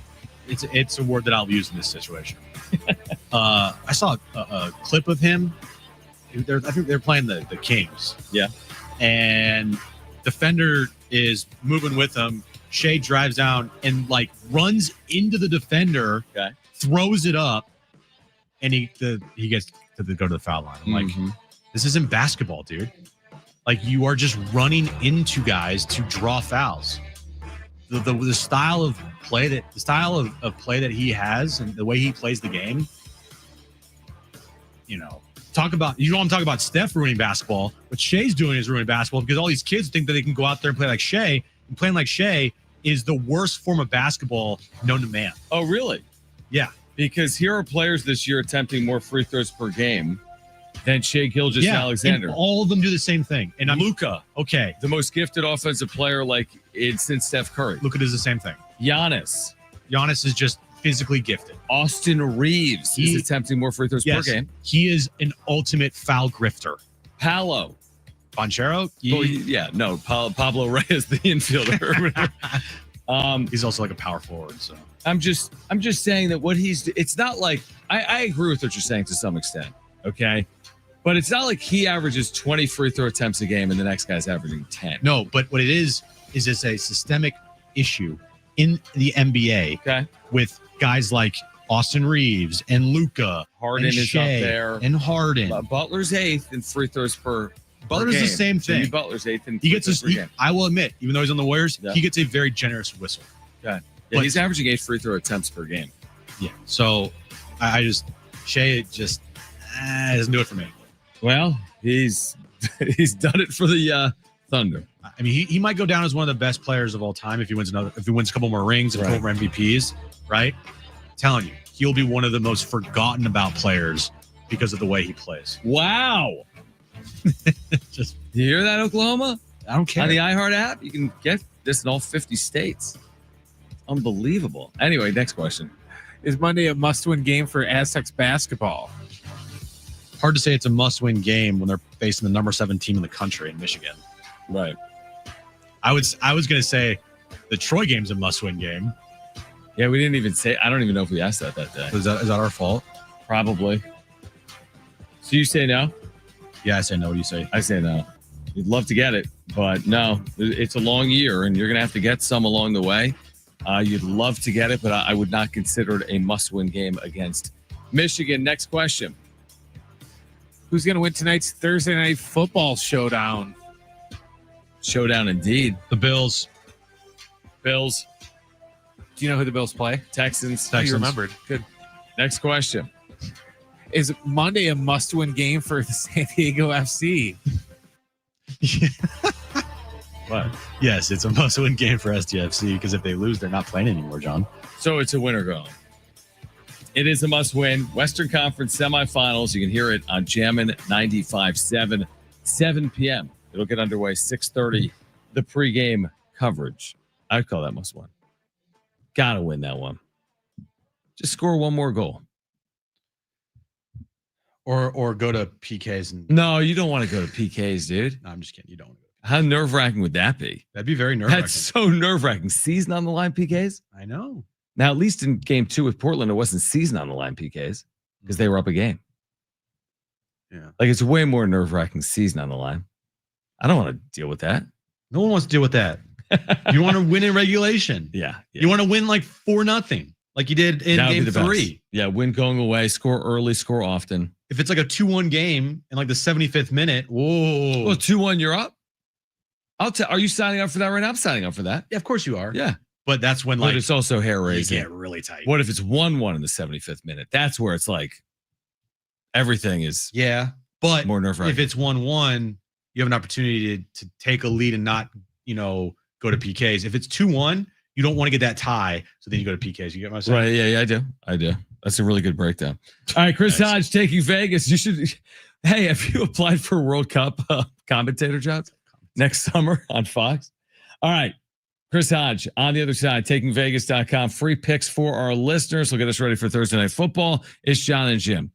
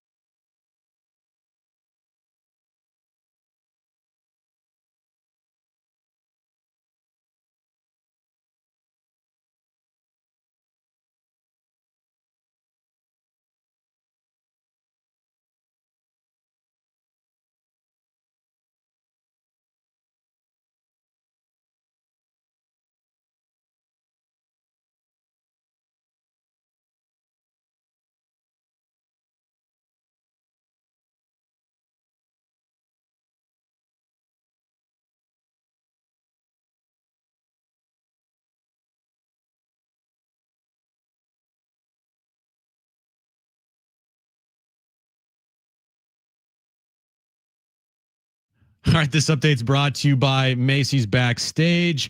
Aztecs take on San Jose State Saturday night at Snapdragon Stadium. It's senior night, 7:30 kickoff time, 5:30 is when our pregame coverage starts right here on San Diego Sports 760. SDFC released their regular season schedule earlier this morning.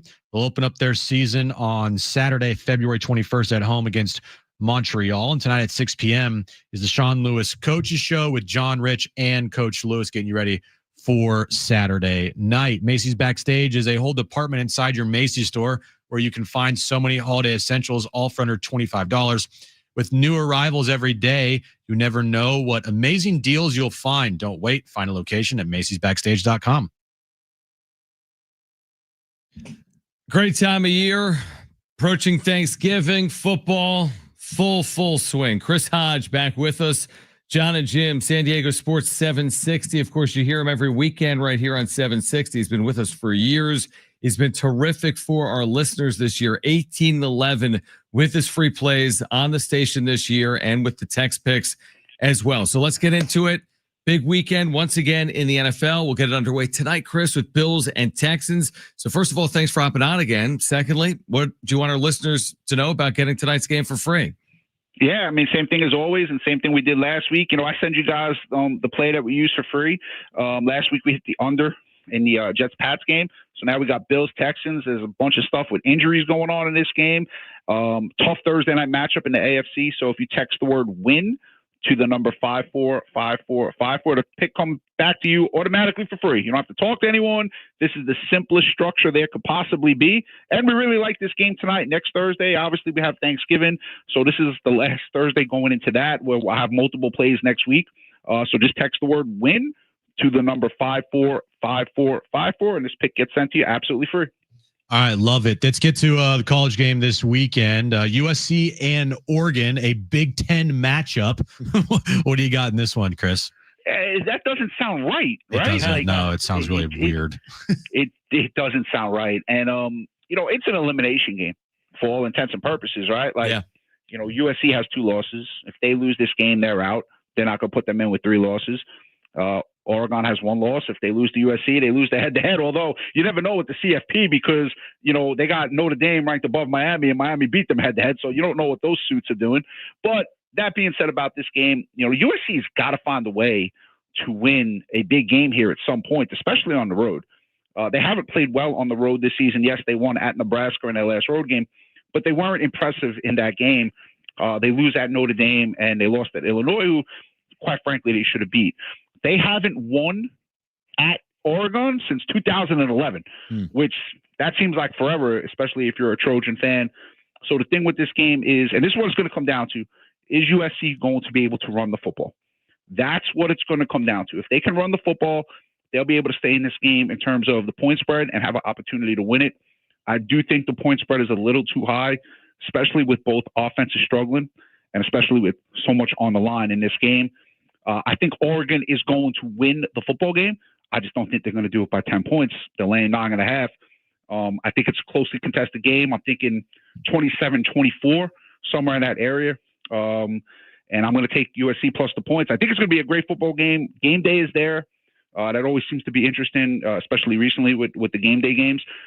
So I think USC stays in the game with their running game, but ultimately I think Oregon's going to win the game, just not cover it. All right, so the play there is SC plus the points. Chris Hodge with us right now. If you want tonight, Bills-Texans, getting the weekend underway, a week out from Thanksgiving. Bills-Texans Thursday Night Football, you can get it for free. Just text the word WIN, W-I-N, to 545454. That's WIN to 545454. Switching gears back to the NFL, great rivalry in the NFC East, in Big D. Eagles and Cowboys coming up Sunday afternoon. What's your play there? You know, so before I get to this is a tough game. What's your guys' take on Jalen Hurts? How do you feel about him as a quarterback? Well, I mean, he's a product. winner. He's a product of the pieces around him. Yeah, that's probably fair. Okay, so and that's a lot of quarterbacks can say that, right? So yeah. I just don't understand it. Like, this kid has 16 touchdown passes and 1 interception this year. His quarterback rating is, I think, top 5 in the league. So we know he's not a great downfield thrower, but a lot of them are not, right? And it just seems that every time this kid does anything that's not perfect, and I'm not personally a Jalen Hurts fan. Like, I don't know the kid. I respect him from afar, but I'm like, what has this kid done wrong?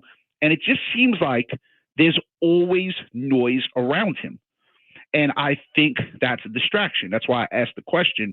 You know, you got A.J. Brown, who's a malcontent. I mean, these guys just won a Super Bowl last year, and it's no good. They're 8-2. That's no good. A couple years ago, before they won a Super Bowl, they're 10-1. That was no good. There's always something around the Eagles. Now, the thing about Dak Prescott, if you look at him at home against NFC East teams, I believe his record is 23-2. Like, that's an insane record against his division at home. Dallas got some reinforcements on defense, and it showed, but that was against Las Vegas. Now, here's another thing about this game. They played on Monday night. this Monday night thing this year is unlike anything I've ever seen. The teams that have played on Monday night this year have struggled mightily the week after. I don't know what's going on. I haven't seen it like this in a long time, but they have struggled in a bad way. So they're coming off the Monday night game. They are getting points at home. I still think Philadelphia just finds a way to win the game. Even with everything going around them, they're a battle-tested team. They played a tough schedule this year. They're -3. I think Jalen Hurts makes enough plays down the stretch, and I think they're going to win the game by 7. So I'm going to take the point. I'm going to lay the points and take the Eagles. Well, you know, Eagles fans, Chris, they're never satisfied with anything. They're very level-headed. There's one of them on this show, right? That's my wife. Yeah. So I know very well how Eagles fans are, which I even asked her this past week. Ironically, I go, if the Eagles won out every single game, hypothetically speaking, they won the Super Bowl, but they won every game 3-0. Would you be satisfied with that? And her first answer was, well, I mean, I wouldn't be happy how they played, but I'd be happy they won. I'm like, okay, there we go. Right. Exactly. Like, so you won the Super Bowl last year, and you're 8-2 to start this year, and it's no good. And you have a quarterback that is 16 touchdowns and 1 interception. Just go talk to the New York Jets and the New York Giants because they would sign up for a quarterback that has 16 touchdowns and 1 interception. Yeah, if they don't win games 40-10, then they're not satisfied. All right, so let's talk about the upcoming football week with Thanksgiving, on deck next week. What are you going to offer, for our fans as the big holidays are around the corner? Yeah, I mean, we always try to take care of people this week. And look, sometimes I hate saying this because it's not the right thing to say because I'm supposed to win every week. That's our job. And even though we know that's impossible, but there are certain weeks that are just more important to win than others. That's a fact. Thanksgiving week is one of those weeks. Christmas week is one of those weeks because, it's expensive right now to live, especially in this country. Lots of people are struggling. And, I'd rather win Thanksgiving week than win the week of October 10th, right? But I want to try to win every week. So that being said, we always offer a really special deal for this. Anyone who texts the word win to the number 54545, you get the pick tonight, and then you're going to get a really great offer for the next 7 days if you want to take us up on it. We always guarantee profit, or we give you an extra 7 days for free. But this is a tough week for people, especially with multiple football games and college basketball coming obviously into the fold. And there's a lot of college basketball tournaments going on right now. So you got stuff going on in Maui and all over the country. So tough week to win. So we always try to make it as cheap as possible for people to come in and get the information that we have. I love that. So again, if you want more than just tonight, you can text the word win to 545454. That's win to 545454. Earlier this year, Chris, we were asking you about the podcast, Bet Big, Talk Loud. How's that been going as we head into the second half of the regular season in the NFL here? Yeah, hopefully one of you guys would like to come on maybe early December. We got, I don't know if you guys remember the show from the 90s. It was called Parker Lewis Can't Lose. We got Corin Nemec coming on tomorrow. He's been in a bunch of movies lately. And, it coincides with girlsthatgamble.live, another website we're helping out with. But, the Bet Big Talk Loud podcast, we just reached our 1,000th download. Nice. So it's getting there. And, we keep having people come on. Yeah, I'm not going to say A-list celebrities, but they've been celebrities, and they love what we're trying to do in terms of trying to give a good message in terms of gambling and also speak about sports and current events that are going on and keep it interesting. So myself and JR, we do that podcast, and so go check it out, the Bet Big Talk Loud podcast. And tomorrow, like I said, we'll have Corin Nemec coming on. And I don't know if you guys remember the show Married with Children. Oh, yeah. Yeah, Bud Bundy, David Faustino. I believe he's coming on December 12th. So we got some celebrities lined up that are going into sports wagering and that are excited to do it. And as long as they preach that do it the right way, man, I'm a fan, and we try to make it interesting. Wait until Jon and Jim are on. Yeah. Okay. Talk about D-list celebrities. I tried to come on when you guys were playing the Yankees, but I guess it was too late at night, And by the way, my boy did win the MVP, so we got to give me some props for that. No right? doubt. That's right. You did call that. You did, yeah. You did. I did call that, but that was more of a homer-based thing. That still counts. Yeah. It still counts. It's okay. All right. No, listen, we'd love to take you up. We'd love to join you at some point. Bet Big, Talk Loud for our listeners. Make sure to check it out. Again, if you want tonight, Bills and Texans, plus the offer for more heading into Thanksgiving week with football, college basketball. You can just text the word WIN, W-I-N. You're going to get a free text pick if you text the word WIN to 545454. Chris, appreciate you, man. Happy holidays. We got to figure out next week with next Thursday Yeah, I don't being know. Thanksgiving. I don't know if I have Monday scheduled with you guys. If I do not, thank you so much for always being cordial to me. Obviously, San Diego, you guys, I love having the customers from there.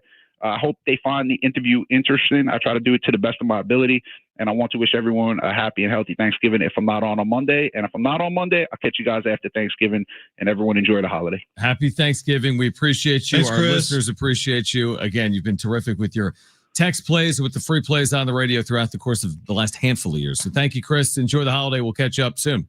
All right. Thanks, guys. Have a great night. Great stuff from Chris Hodge, Sports Investors Daily. You can hear him this weekend on San Diego Sports 760 from 8 to 9 a.m. Now, I promise, hold me to it, Brent, Jim, whomever. What did you promise? On the other side, a family 4-pack of tickets to SeaWorld San Diego's Christmas celebration. We will give that away, a 4-pack of tickets on the other side of this break. You're a liar, just like Drake May. I promise we will give those away on the other side here until 6 p.m. Sean Lewis Show coming up at 6 p.m. right here on San Diego Sports 760.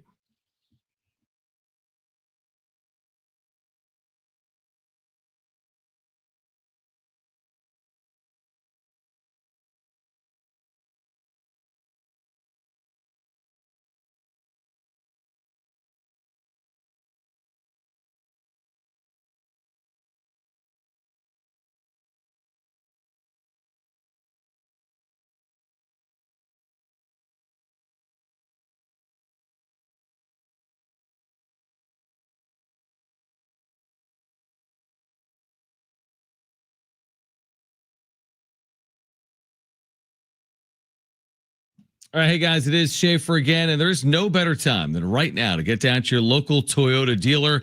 New vehicles arriving every day, including their most popular cars and trucks and SUVs. So whatever kind of vehicle you're looking for, they've got you covered. Hurry into your Toyota dealer today. It's a great time to get into a new Toyota truck. It really is. They've got the largest inventory, Tacomas and Tundras ready to roll. The Tacoma, of course, known for its legendary toughness, off-road capability, everyday efficiency, perfect for weekend adventures or just tackling your to-do list. And the Tundra brings serious power, impressive towing capacity, and bold design, plus the latest tech and comfort features. Whether you need a truck that's built for the trails or built for work or built for your family's next adventure, Toyota does have you covered this winter. Again, get your Toyota dealer. New vehicles arriving daily, including their most popular cars and trucks and SUVs. Toyota's got you covered. We make it easy. See your Toyota dealer today.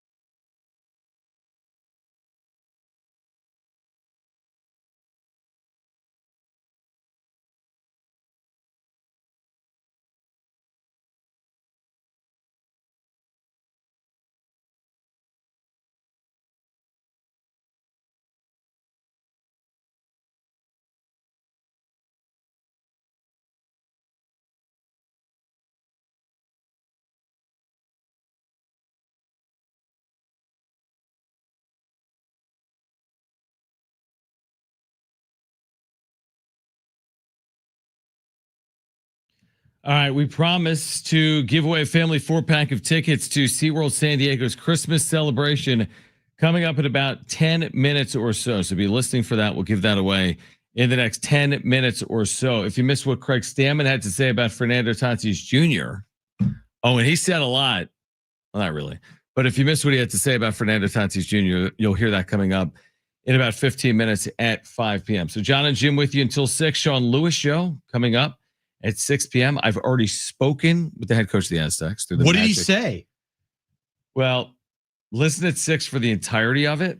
Mm-hmm. But some of the big takeaways are injuries are a part of the game, and now they have to overcome being without their offensive playmaker, Jordan Napier. Okay.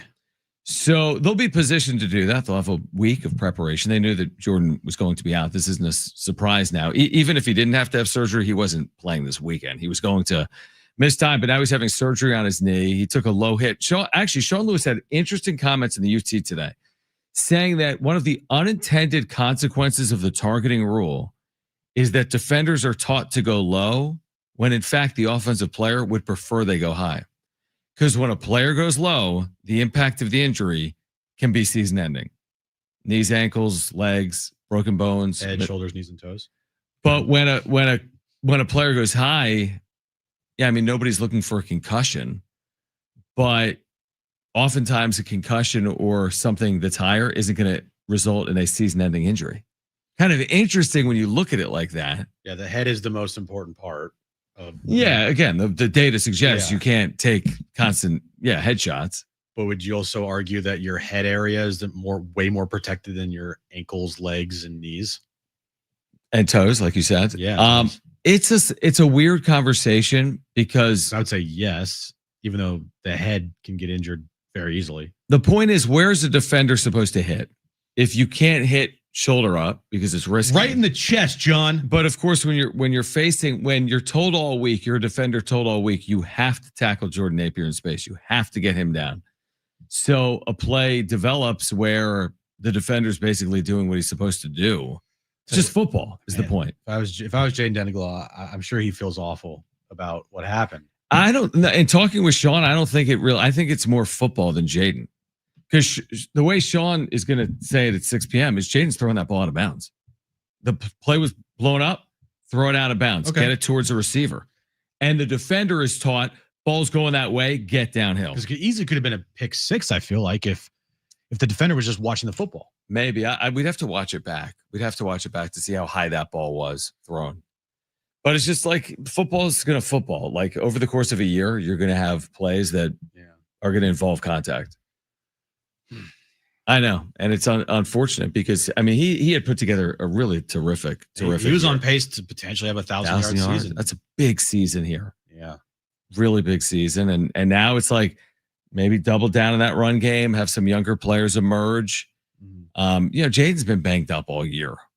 I mean, that's not a secret. Sean Lewis has said that. Yeah, he's wearing braces on his non-throwing shoulder like every game. So that's. Again, there's just a lot of factors at play that people don't necessarily see because all you see is the end result on Saturdays. And the end result's 8 wins and 2 losses. That's where they are. So now it's on to San Jose State, a team that has nothing to lose. They're 3-7. If the Aztecs win the game, they'll be in control of hosting a championship game with 1 to play. That's what will happen. They'll be on the road against New Mexico on a short week. Yep, on the road, short week, day game from night game the week before. Day after Thanksgiving. Day after Thanksgiving. Your week next week, bro. Dude, my week is insane. Now you're traveling next week. You're off next week. Yes, I'm traveling next week. So you'll be off next week. I'm going to Vegas Sunday with Kristen and Jones. Mm-hmm. What are we doing? I don't know. Something Sunday. Then Monday, I'm going to do some of the show followed by Jonathan Rifkin, Jon and Jon. Oh, like that? Yeah. So I'll do the show for 2 hours from 2 to 4. He'll do 4 to 6. And then I will go to the arena for San Diego State basketball Monday and Tuesday nights. Then Wednesday, we don't even know what time San Diego State basketball plays. It could be as late as Thursday. I've got a flight out Wednesday night to San Diego to then charter to Albuquerque Thursday. But now I've seen the game times potentially for Wednesday, and I don't even know if I can make a flight Wednesday night. Dude. That's It's insane. And then Albuquerque Friday. And it's Thanksgiving travel. I hadn't even thought about that. Why? Why would people be traveling for Thanksgiving? I don't know. That Wednesday is the worst travel day of the year. You know that, right? Like, I'm not doing this to like making. Why is it a bad travel day? It is historically known as the worst travel day of the year. So do you think it's a good idea to be on the last flight out on the worst travel day of the year? Like, you think everything will be smooth? Like, all the planes will be operating all day perfectly, so I'll be on time for that last flight out? Yeah, I'll be fine. That sounds like a good idea, right? Sounds like a great idea. Yeah, I need to get from Las Vegas to Albuquerque if I can't get from Las Vegas to San Diego to Albuquerque. And I don't know how I'm going to do it. Rent a car. It's not close. Like, it's not far, but it's not close. Let's see how far that drive is. Okay. This drive, 8 hours and 52 minutes. Not that bad. It looks like a straight shot. Yeah, it's a straight shot. It is a straight shot, but it's only 2 episodes of Jon and Jim. True. Exactly. I like that. Just re-listen to our shows. Okay, Thursday, then what do Friday I do? show. So I'm going to drive 600 miles and then just drop the car off like in the desert? Just like, no, you idiot. You never rented a car before? John has not done a lot of things. I was going to say something ridiculous. It would take John hours to figure out what to do here. That's what I'm saying. Here's what you would have to do. Like, this is worst case scenario. Is you would have to Thursday afternoon, rent a car. Thursday afternoon on Thanksgiving. Are they even open? Yeah. The good thing is roads. No, I know the roads are open. Roads would be clear. Right. It's Thanksgiving. Right. True. So worst case scenario is you have to rent a car in Las Vegas. Mm-hmm. Drive to Albuquerque. And what you do is you set up like a drop off in Albuquerque. So you rent the car in Vegas. You have the drop-off location in Albuquerque. What's that cost? I'm not ultimately paying for it, I guess. Right. So there you go. So it's fine. So it's good. I mean, the car ride from Vegas to San Diego that I had to take because our flight got canceled and the only way for us to get home was to rent a car. Right. Was, I think, like $340 one way. Okay. So all right, let's say that. A couple $100 one way. Now, my drive was 5.5 hours. This is 9 hours. This is like 8.5, 9 hours for you. For me, it'll take 10 hours. Yeah, for sure. I'll go 54. So let's just be $400 to $450. And then I drop it off. You drop it off. Fly back with the team. And then you fly back with the team. But also consider this.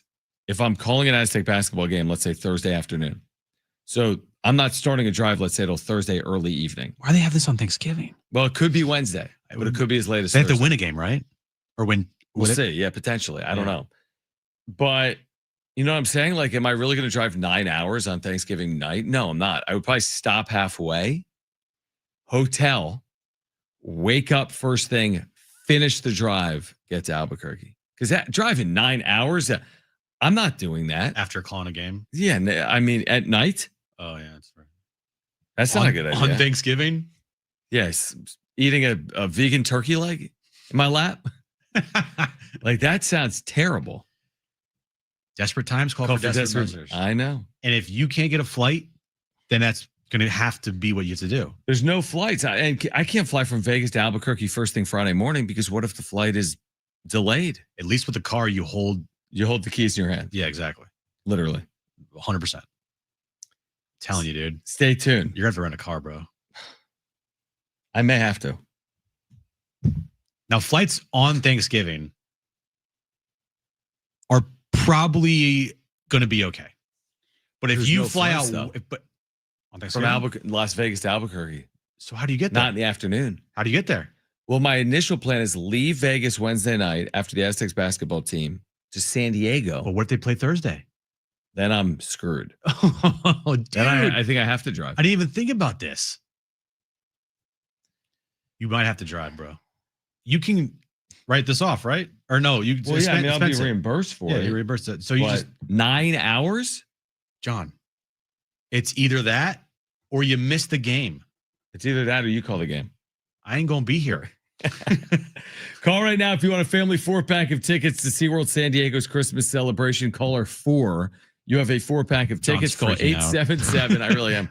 767-4760. That's 877-767-4760. Free family 4-pack of tickets to SeaWorld San Diego's Christmas celebration.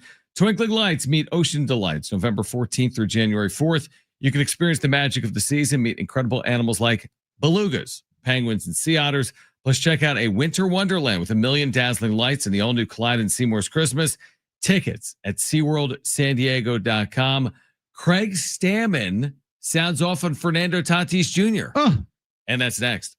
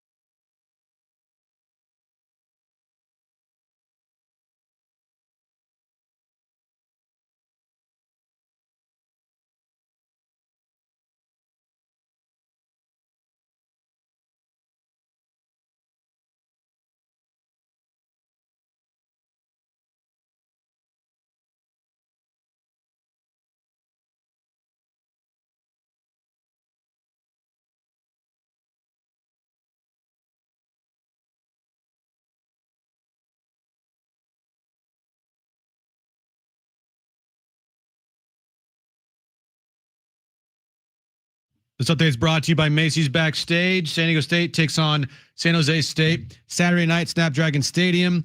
It's senior night, 7:30 kickoff, 5:30 is when our pregame coverage starts. You can listen to that game right here on San Diego Sports 760. SDFC released their 2026 regular season schedule today. They'll open up their season Saturday, February 21st against Montreal. A couple other key games on their schedule. They'll take on Inter Miami Sunday, September 20th in Miami. First matchup against Messi. Macy's Backstage is a whole department inside your Macy's store where you can find so many holiday essentials, all for under $25 with new arrivals every day.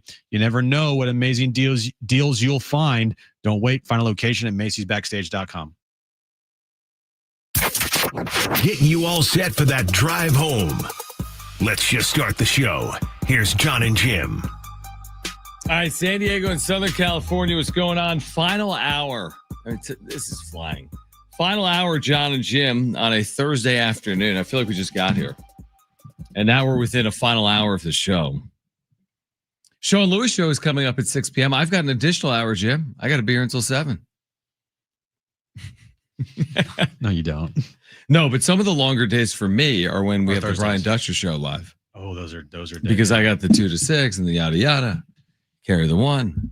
It can be a lot. It can be a lot. It is going to be a lot because, I mean, love Dutch, but sometimes Dutch can just get right to the point. Go just kind of a little bit short answers. You need to have a lot prepared. No, Dutch is now we've done it for so many years now. Well, yeah, Dutch knows he knows the game. But yeah, I was going to say with you, I mean, you can have a conversation with Dutch and it's fine. Yeah, exactly. Yeah, I mean, it's not hard. And the same thing with Sean. Sean's terrific with it. With me and Rich, like Sean's very easy, is what I would say. He's easy to talk to. Dutch is the absolute best because here's the thing with Dutch that you don't always get with coaches. They lose the other night to Troy. Did you see the game? John, I watched the game. I mean, this thing was heartbreaking, right? And crushing and highs and lows. And Dutch comes out. You would never know that. I mean, you really, based on the way he speaks about it, you wouldn't know like that they lost this game by 1 point in heartbreaking fashion. Like he's very level-headed. Some coaches, dude, I have interviewed a lot of coaches over the years. Let me give you an example. I mean, I think he would agree. Rocky Long, yeah. After a loss, I would fear those conversations. Oh, remember the game? They won though. They won the game, and he still chewed me out. Yeah. I was calling a basketball game in LA that day, and you filled in for me on the postgame show for San Diego State football. Tell me what happened. They won the game pretty convincingly. Was it a bowl game? It's a bowl game. And New Mexico Bowl. Yeah. And I asked him something about like avenging last year's bowl game loss or something. You idiot. I don't even remember. I would love to hear that. And he's like, why are you talking about last year? Last year doesn't matter. It's about here and now. Why would you ask me that? Like something along those lines. I was like, and you're like, oh, okay. Like, okie dokie. Do we have that, Brent? Jim asking Rocky Long about I don't think we have that from 2020. Like 2022, 21. That was a while ago. Yeah. Well, Rocky would have had to be the head coach. It's been a while. Brent, do we have the Craig Stammen? We do have the Craig Stammen, though. We have the Craig Stammen. All right. So Craig Stammen goes on Buster Olney's ESPN podcast. Yes. Which probably gets a lot of downloads.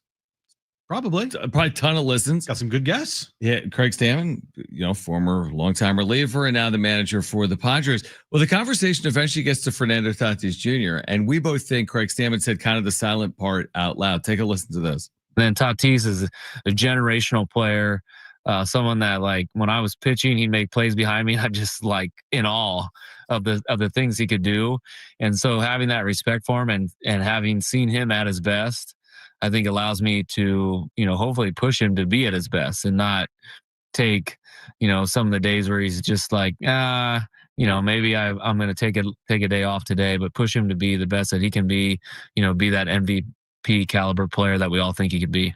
Ooh, okay. Okay. Like you get comfortable talking to somebody like, oh, did I just say he takes days off? Can't have him take days off. Oops. And it's so blatantly obvious when you watch Fernando play that he takes days off. when you see it, some of its bats, and it's like 0 for 4, 3 strikeouts. I mean, he has some really awful games off. I mean, at the plate. And he'll have games where he just looks awful at the plate, like completely disinterested, swinging at bad pitches.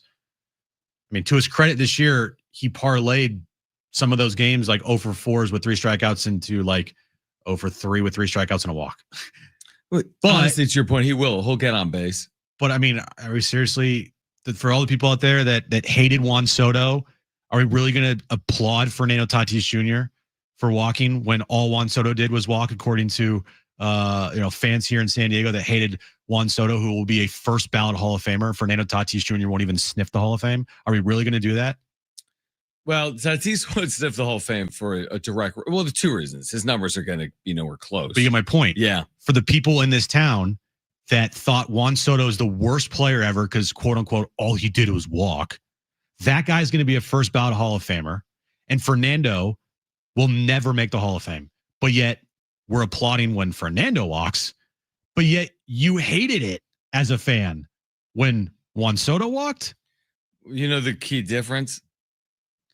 Fernando's a quote unquote homegrown talent. And no, the key difference is Tatis still wears a Padres uniform. That's and it, the second he doesn't, you'll hear some of the same criticisms that are levied towards other players. If Tatis ever left this town, you're like, this guy never lived up to his potential. He was a reason why we didn't win. There's nothing this fan base loves more than to crap on somebody when they leave.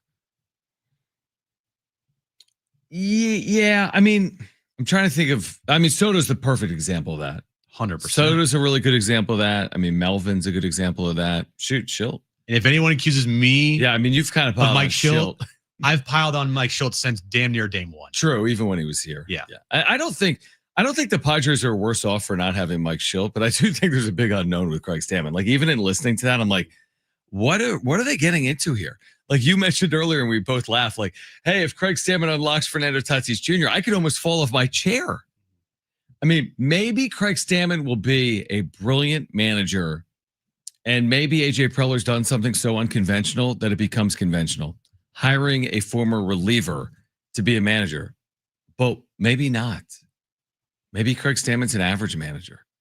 Maybe he's a first-time manager that's in over his head, trying to manage against clubs with the Dave Roberts of the world, and I don't even know who else, the Torrey Lavelle, like veteran managers. Like, is he going to be able to do the job that is necessary to guide this team to 90+ wins? I mean, it's easy to say he will in November, but what happens when we get into it and we're like, why is this guy managing? Literally the first ever full-time reliever to manage. Yeah, I know. It's going to be a little bit of a interesting roller coaster ride. No, Giants have a roller coaster ride. They hired a college coach who was very successful. That is unique. Way more risky than this. I think so. Way more risky. I'd say it's way more unconventional. Yeah. The risk is the same. Padres need to win. By the way. Yeah. Soto or Tatis, who are you taking on your team? Why are you asking it right now to me that? I mean, I know the answer, I think, but why are you asking me? Because you want my answer? Yeah. Is there something that, well, Soto's numbers are not comparable to Fernando Tatis Jr.'s, right? Why? Over the last 3 years, Soto's been a much more productive player. Why I'm asking it is because we've had this conversation about Fernando Tatis today because of what Craig Stammen said today to Buster Olney. Right. Saying that he takes days off. He needs to get back to his MVP potential, right? I need to motivate him to make sure he doesn't have those days off. Not calling him lazy, but kind of calling him out, say like, hey, he takes days off and that can't happen. And AJ Preller said it the same thing essentially during the press conference or after the press conference to Marty. Yeah. And then I'm going off of what we just talked about with, whenever we talk about Fernando Tatis Jr. and how he needs to be better and how his season wasn't really that good last year, the WAR was just like a mirage. We get 10 people in our chat saying, well, look at his walks, or, his on base percentage was great. Or you get fans in our DMs or fans on social media saying those types of things with, his walks was great. He had a great season, his walks. And I was just laying out to those same people that are praising Fernando Tatis Jr. for his walks. You're the same people that also criticize Juan Soto for quote unquote only walking. So then I ask, like, who would you rather have? Yeah. Well, obviously, I mean, if I don't have the numbers in front of me, but Soto has literally generational numbers, and Tatis does not. So Soto's numbers are better. So based on numbers, you take Soto. It's not even close. It's go. Juan Soto 7 out of 7 days. What every are single his day, career every single week? Just give me his career numbers. His career numbers? Kind of. That's what I want. Like batting average on base, slug. He's a career 291 hitter with a career 966 OPS hitter. He averages his 162 game average is 36 homers, 103 RBIs, 132 walks, a 417 on base percentage, and a 531 slug. And what's Tatis? Making me hold on, John. Well, you just asked me which would you rather, so I thought you had it pulled up. Those are Fernando's, or sorry, that's Soto. Fernando, 162 average. It's going to be pretty good, I think, based on his first 3 years. Based on his first 3 years, 277 with an 868 OPS, but that's a mirage because he's not even his last 3 years. All right, his last 3 years, his OPS is like low 800s. Yep. Here we go. It's 803, I think. Yeah. So his OPS the last 3 years is 803. He's 162 game average, 28 home runs, 80 RBIs. Juan Soto's is in the 30s and over 100 RBIs and a 950 OPS. No, I agree with you. The RBI thing, Tatis has been. But his defense. No, his defense is good. Defense is great. There's no denying it. So you're saying, but I'm choosing between the two, you're choosing Soto. Yeah. Do you pay all the money for defense? Or do you pay all the money for production at the plate? Right. They don't build statues with guys wearing gloves. No. Maybe they do. But back in the day, they did. I know. I mean, they could, but they're not for Tatis. Like Ozzie Smith, he's a Hall of Famer because of his glove. Exactly. 858 says, Jim talking about the fans crapping on people when they leave LMAO, pot, meat, kettle. Did I not say that I was? It might have been from earlier. I don't know.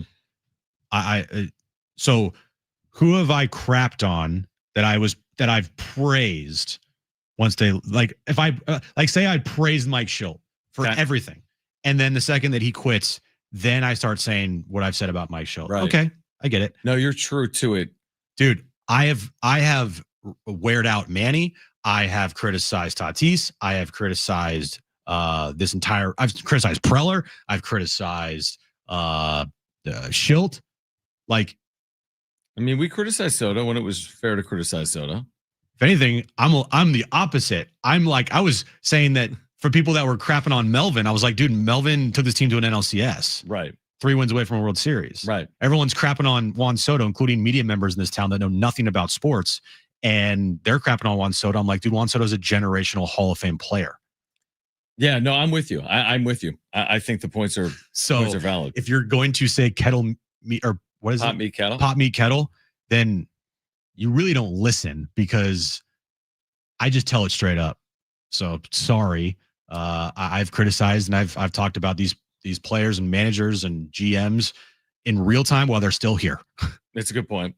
All right, here until 6 p.m. Jim's back page still ahead. We can continue that conversation. Fernando Tatis Jr., can he bounce back in 2026? We'd love to hear from you. 877-767-4760 here until 6 p.m. John and Jim.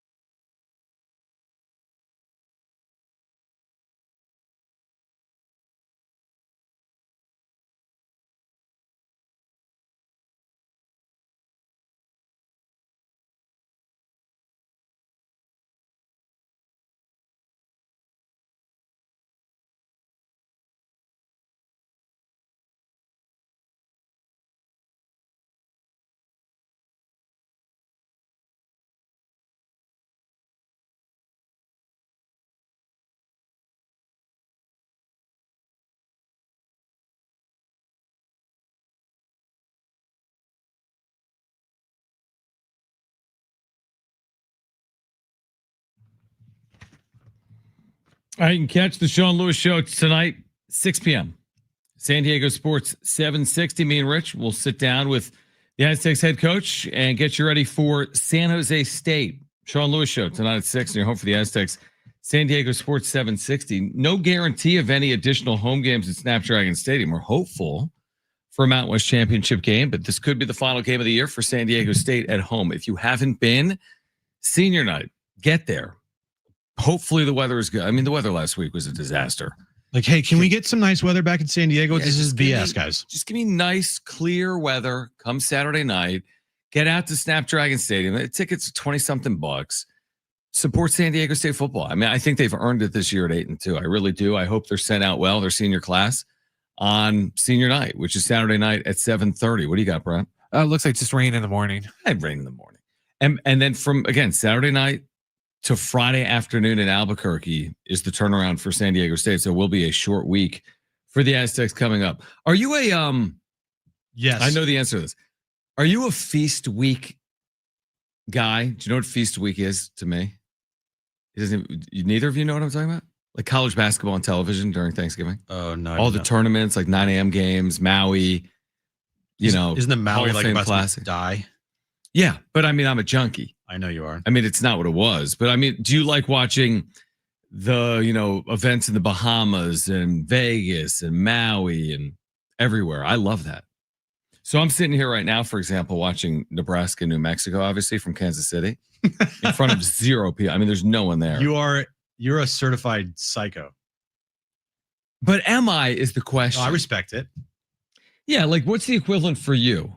But like, what's your like certifiable psycho sitting around watching moment? I don't have something where like I only watch it and nobody else watches it. I'm not the only person that watches college basketball. But you're like one of the only people watching. Who is it again? New Mexico and Nebraska? Yeah, of course. Besides a Nebraska fan and a New Mexico fan. Potentially.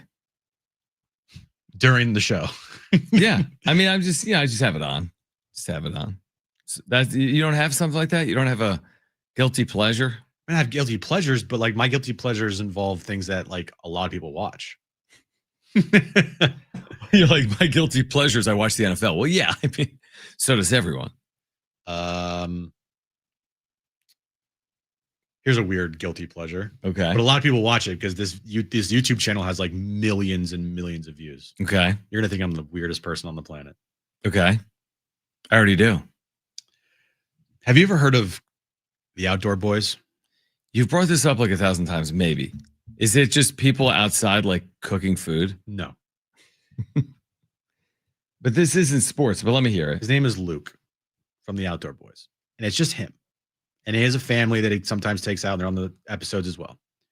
But on YouTube, there's a channel called The Outdoor Boys. Okay. And this guy, Luke, he lives in like Alaska. And all he does, or all he did before he stopped making videos recently, everyone like lost their mind, was he would go out into the wild in Alaska and try to survive for like a night without like anything. He's like, I'm going to bushcraft my way through the night. I'm not So what does he have? Just camera gear or mic? Like he's just got a camera and a microphone? And so he'll like bring like an axe and like some food or whatever. And then he'll make like a shelter. And I mean, is that hard to do? Bro.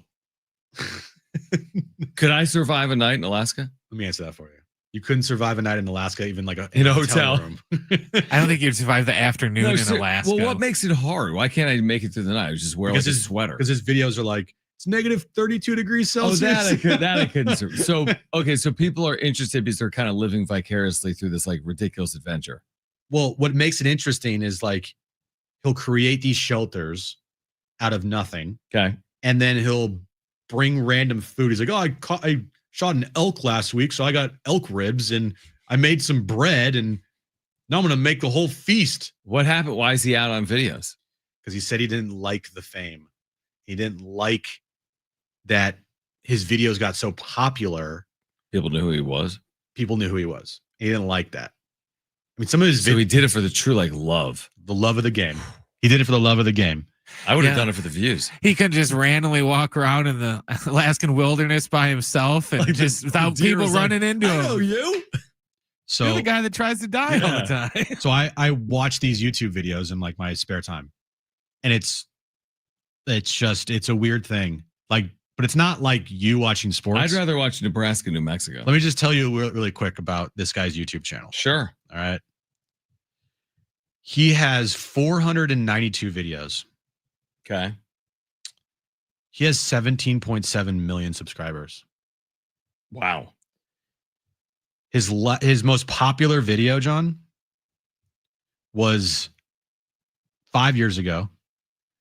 He said it's a 2-story Lego Fort Nerf battle, parents versus kids, 150 million views. 150 million views. His other most popular one was dugout shelter under 10 feet of snow, solo camping, 82 million. 4 days alone in Alaska, bushcraft camping and foraging food, 53 million. Stranded in Alaskan rainforest, 3 days solo camping, 50 million views. By the way, forget about that for 1 second. Oh, you weren't listening. Okay. No, I was listening. I don't care. 858 saying dopes. That's to me and you. We're dopes. Okay. And this is why we're dopes, because he knows Mets fans that have seen how Soto is not only a cancer, but his piss poor defense negates his offensive numbers. Why is that so hard to understand? Let me reply first. Hey, More 858. Yeah, I had another I'll word say for it. Hey, 858. Thanks for listening. Juan Soto has more rings than the three of us combined, you, 858, and me and Jim. He just played for another World Series. He did not hold the Mets back this past year. Look it up. All right, he's the reason why the Mets had any shot this past year. So don't tell me Juan Soto isn't a team guy and can't win on a good team. He won a World Series. He was on a damn good Padres team. He was on a damn good Yankees team. Juan Soto has lifted, like he's lifted teams. Like you might not like his defense. I get it. Is he the best defensive player ever? I'll take offense over defense until I'm 6 feet under. And that's why I'm taking Soto over Tatis. Oh, but he made a play over the right field wall. So he's guaranteed to do that 6 times every year? Give me a break. He was so awful. He finished third in MVP voting. He sucked. He was such a cancer. What a loser. It was because they got shut out the final day of the regular season in Miami. That was all Juan Soto. Trade him. Now, would I sign him to that contract? That's a lot of money. I get it. It's a crazy contract, but that's the Mets' decision. You dope, Jim? Man, it's funny because this 858 number. Does he hate you? Is he the same number? I don't know if he is. Oh, it's not the same number. Nice. Hold on. Let's see what this. There we go. Oh, okay. Yeah. You message us literally all the time. So who's the dope? I need to see what some of these Probably messages us. are. I need to see the messages. All right, here until 6 p.m. John, I got one. November. What happened to the Aztecs? Embarrassing. November. You guys are so wishy-washy. You guys are such freaking tools. But you listen every day, dude. You listen all the time. You're obsessed with us. You're obsessed. Let it go. You guys are so wishy-washy. Actually, I only see a handful of texts here. I see a bunch of I texts do from too chat. when I click show all. Yeah. All right. We'll continue this on the Moron. other side, John and Jim.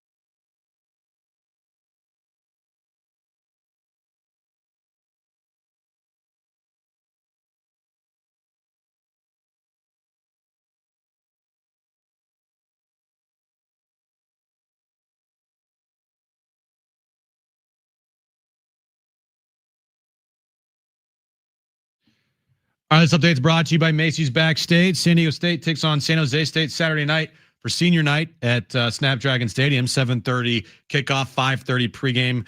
Listen right here on San Diego Sports 760. SDFC released their schedule today for the upcoming 2026 season. They'll kick off their season on February 21st here at home against Montreal. And tonight at 6 p.m., 30 minutes from now, Sean Lewis Coaches Show with Rich John and Coach Lewis. 1 full hour talking about San Diego State against San Jose State. Macy's Backstage is a whole department inside your Macy's store where you can find so many holiday essentials, all for under $25 with new arrivals every day. You never know what amazing deals you'll find. Don't wait. Find a location at macysbackstage.com. All right, Jim's back page coming up. Jim just told you, Sean Lewis Show coming up. Underway on Thursday Night Football. And guess what, Jim? James Cook, 45 yards to the house. House call. Oh, 7-0 Buffalo in Houston tonight. Thursday Night Football. We both said Bills in a bit of a laugher tonight, didn't we? You said Bills by 20 tonight. Yeah, I did. Looking at the AFC standings right now, the Bills are 7-3. How do you feel about them in terms of making their way? No, seriously, like because the Chiefs are struggling, is this the year the Bills get to a Super Bowl? There's a lot of teams with a better record than them right now in the AFC, like the Colts, like the Patriots, like the Broncos. Mm-hmm. So their path, even if it doesn't go through Kansas City or the Chiefs team, may still include road games. I think it's pretty high, John, especially. You feel good about them. I like Josh Allen. But here's the thing. Wild card team? No, what I'm saying is that New England wins the division. Yeah. Yeah, exactly. They'll be a wild card team. Oof. That makes it hard, right? I have no idea what's going to happen in the AFC. Like the Broncos, Colts, and Patriots. Flashback to Steelers. Yeah. Flashback to like 09. Yeah, it's very weird. I don't have a good feel for that either. That's a good point. Like, are we going to be looking up? It's like, oh, the Ravens are in the Super Bowl. Like, are we going to get an AFC title game of Broncos and Patriots? That'd be amazing. Colts, Patriots, Ravens, Steelers. These are your father's Patriots and Colts. I mean, I didn't expect the Patriots to be at the top of the AFC this quickly. I didn't either. And then you look at who they played, and to the point that's I think Stephen A. and Cam, who was it? Cam Newton? I was like Cam. Yeah, Ward. Cam Ward was. That's Cam Newton. Yeah, they were trying to talk about before they became just giant buffoons. Is that if you look at their Patriots schedule and look who they've beaten, they have a lot of wins under their belt that are like, really? But you're saying they've benefited from a soft schedule. Yeah, but it's the NFL. Any given Sunday, it's got to go out and take care of business, and they're not winning these games by like 3 points. They're some of these games are blowing teams out. And they went on the road and they beat the Buffalo Bills, and since that game they have been on a roll. And Drake May has been fantastic. I think winning at Tampa also. Yes. So like those are okay. Maybe you're right. There's some. It's not their fault, to your point, that the schedule includes the Cleveland Browns and and whoever's in the division, the New York Jets. Yeah, like that's or the Carolina Panthers. Panthers are actually kind of nice. Well, they blew them out, but or the Titans. Okay, like that. That's not their fault that their schedule includes the Titans. But I mean, look at what they have to come. They have a golden path, Jim, to like a 1 seed. Bengals, Giants. I mean, they have a really favorable finish. They still have the Jets. They still have the Dolphins. They could pile up another 4 or 5 wins and be really well positioned. The reason I say it about the Bills is, isn't everyone waiting for like the Josh Allen to get to the Super Bowl? Isn't that just like the next thing we're waiting for? Yeah. Or Lamar Jackson in the AFC. Like, can Josh Allen put the team on his back, yo? Yeah. I saw a stat the other day that Josh Allen has more rushing touchdowns in his career than Thurman Thomas. That's ridiculous. What? Is that real? So Thurman Thomas, that's crazy. That's really crazy. How many rushing touchdowns? You look up Thurman Thomas, look at Josh Allen. Yeah. So career rushing touchdowns for Thurman Thomas. I guess only 65. 65. 65. Josh Allen already has 65 plus rushing touchdowns. He has where is it? Why can I find this stupid stat? You go to stats. No, I know. Rushing and receiving. Only showing me like passing right now. Hold on. My computer's not loading because it's going to blow up and die. Let me find this out. You idiot. I'm going to kill you. You can't bring this up and then not have anything to go to. Where is it? Oh my gosh. He's got 75 rushing touchdowns. 75. Oh, yeah. He What? 10 in 10 games? Yeah. He had 12 last year and 15 the year before. I mean, that's ridiculous. 75. He's young. How many is he going to have for his career? 150? He's 29. That's insane. That really is insane. What he had? Oh my gosh. He's thrown for 18 also. Plus 10 rushing. I mean, so 2023, he had 29 touchdowns through the air and 15 on the ground. That's absurd. What? Yeah, that's absurd. 44 total That's touchdowns? absurd. Dude. So I think the next thing I want to see in the AFC, tell me if I'm wrong. Like, would you rather see the random Colts or Patriots team end up in the Super Bowl, or do you want to see Lamar Jackson in a Super Bowl for a first time, or like a Josh Allen in a Let's just Super get this Bowl? over with. Get Josh Allen and get the Buffalo Bills a Super Bowl. Like, it's time. Just get it over with. We've all been waiting over a generation since they got there. Yeah. 4 straight times. Like, give me like Bills and who's a team in the NFC that no one really likes? No, how about not? Have a 13-0 lead midway through the third, only to like fumble the ball going in. Oh my god! Return for 96 yards. Chris McCaffrey breaks his leg in the game. Right. Brock Purdy throws like 2 pick sixes, and Josh Allen has like 7 total touchdowns. There's always Bills Lions that we've talked about over the last couple of years. You gotta want that though, because then you want a team Eagles, but you want David Goliath as opposed to 2 Davids. Yeah. Now Eagles from my household, it wouldn't be great. Yeah. Because you'd be rooting for the Bills and Aaron would be rooting for the Eagles. I would take Bills Rams Super Bowl.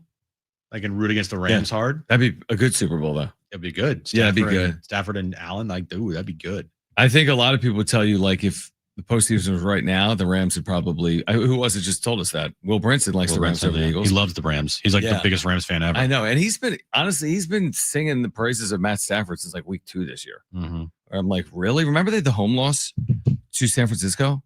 Yeah, against Mac Jones on Thursday night. Yeah, like it was a crazy game. Yeah, and at that point you're like, are the Rams gonna be any good? They went for it on 4th and 2. I remember that. At the 15-yard line. Yeah. And they didn't get it. And they lost the game. They had plenty of opportunities in that game, remember? They should have won. Yeah. And then they come back and they just blow the Niners out at home. Yeah, but I remember in that moment, I'm like, are the Rams going to be any good? And now Matthew Stafford's year has been ridiculous. Incredible. I didn't realize what Chris Hodge told us earlier, that Jalen Hurts is 16 touchdown passes, 1 pick? I didn't realize that either until I looked it up a couple days ago. It doesn't, I mean, they don't throw it a ton, but I guess still 16 touchdowns, 1 pick. Listen to this year from Matthew Stafford. All right. 27 touchdowns, 2 interceptions. Yeah. Is that good?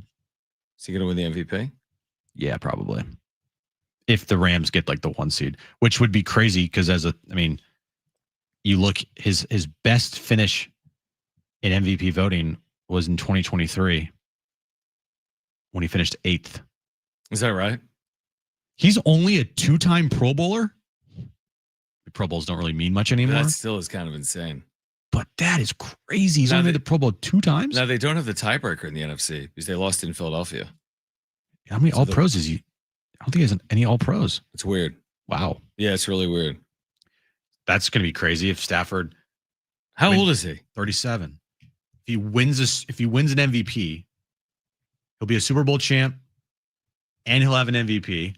He'll have some good numbers to 62,000 passing yards in his career, 404 touchdowns thrown. He's a lock Hall of Famer. Even with that, isn't he a lock Hall of Famer? He's a lock Hall of Famer. Dude, Pro Bowls matter? I don't think so. I don't think they matter. Dude, All Pros matter because he's never been an All Pro. How many guys have 62,000 passing yards as many touchdown passes as him? Not a lot.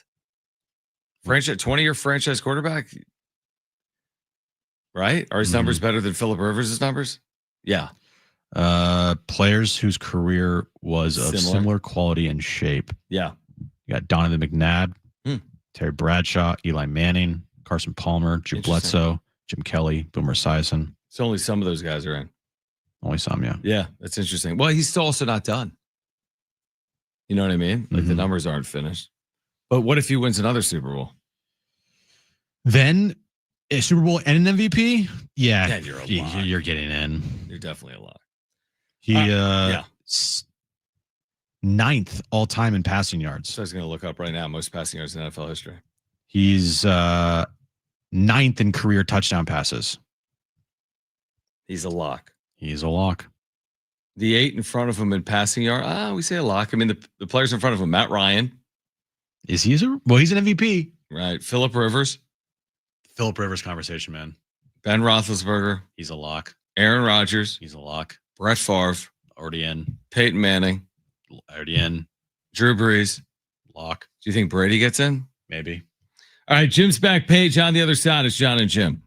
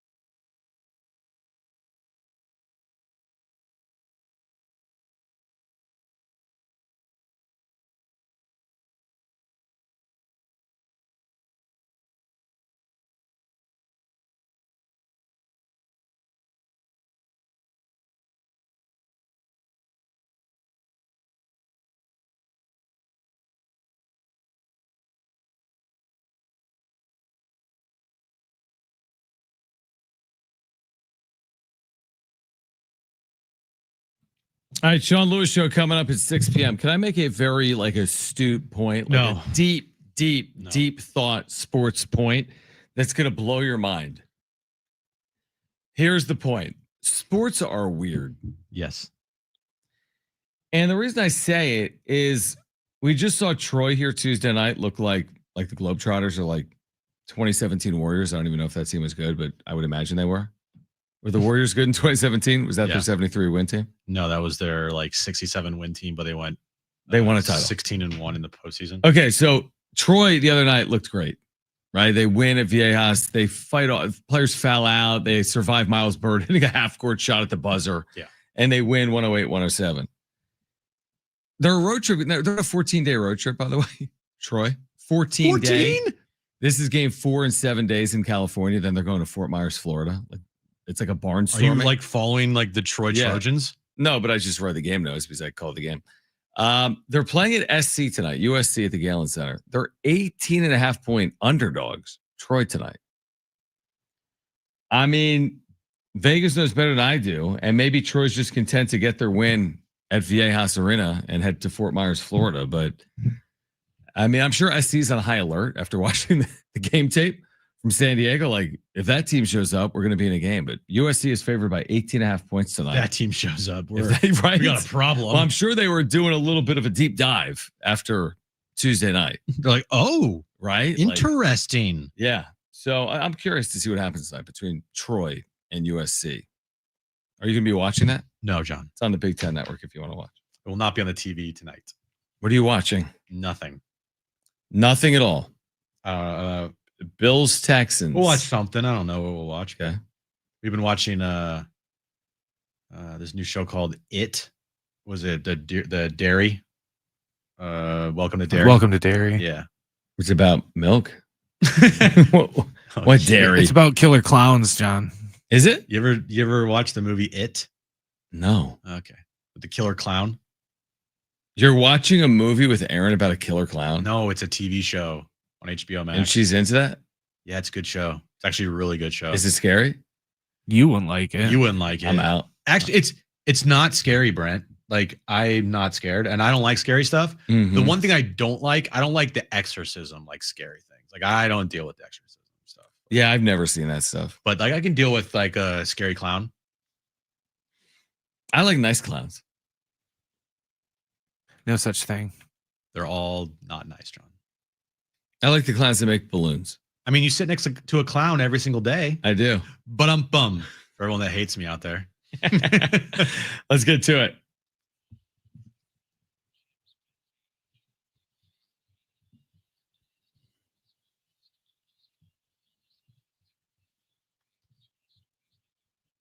All right, continue watching your game. Yeah, actually, let me see what's happening. So Cheetos is releasing new Flamin' Hot Dill Pickle Puffs. Okay. Say that 3 times fast. Yeah. Cheetos fans are buzzing after reports surfaced that the brand is preparing to launch a new Flamin' Hot Dill Pickle Puff flavor, combining 2 of its most popular profiles into one bold snack. While the crunchy Flamin' Hot Dill Pickle variety is already available in the U.S., the Puffs version is yet to hit shelves, expected to roll out in 2026. What would the Puff version be? Puffier. Puffs. It's Puffs. It's not like the regular Cheetos. Okay, It's I got you. No, I do. The ones that blown get up stuck in Cheeto. your teeth. Yeah. Yeah, it's I a got it. blown up Cheeto. Yep, I got it. Are you down with things that taste like dill pickles or like pickles or anything? I don't think I am. I haven't really tried a lot, but I don't think is it better than an actual pickle? Because I'm not like a big. Now, am I weird? Because, well, Yes. so I like pickles a lot, but I like pickles only individually. I don't like pickles on my burger. I'm the opposite. Well, you don't eat burgers. Well, I would eat it on a sandwich, but I wouldn't eat it individually. Really? Yeah. I just like to eat pickles individually by itself. I don't like it on my sandwich. I don't like it on my burger. Well, you just sit around housing pickles. No, I'm just saying if I get a burger with a pickle on it, I take the pickle off. Housing pickles. Just sitting at home. We cleaned out our fridge the other day and there were 3 jars of pickles in there. Really? Yeah. Well, I guess you don't like them that much. I guess I don't. You know. But I do use pickles when I make tuna salad. Okay, to put it in the tuna salad, right? Yeah. Have you ever had pickled juice? Not a big pickle juice guy. Yeah. Neither am I. Anyway. Listen to this. Okay. In one of the most iconic real life name coincidences ever, Joel Berger and Ashley King, better known as Mr. Berger and Mrs. King, Right. when they tied the knot and got married, the couple are both from Illinois. They had been known as the Burger King since elementary school. Really? And once their engagement announcement went viral, Burger King surprised them with a Skype call and offered to cover the full cost of their wedding, calling it a whopper of a wedding. The company supplied everything from wedding expenses to custom Burger King favors, crowns, and gift bags. You know my big question out of that? My big revelation is who the hell uses Skype? Burger King called them on Skype? This happened a while ago. This is 2017? Around there. Right? Yeah. It remains one of the most memorable fast food PR moments ever. And then Burger King on AOL Instant Messenger sent them a message. Like, what? Skype, right? Everyone uses Zoom now. Zoom. What else do we use? Teams. Skype. FaceTime them or something. I agree. Finally, a copy of Superman #1 found in an attic in California got graded by CGC at a 9.0. Is it a comic book?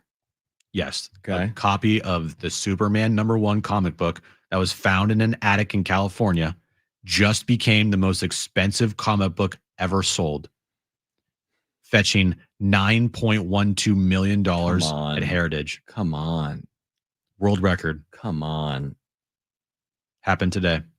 9 million. Superman #1. Is it the only Superman from #1? 1939?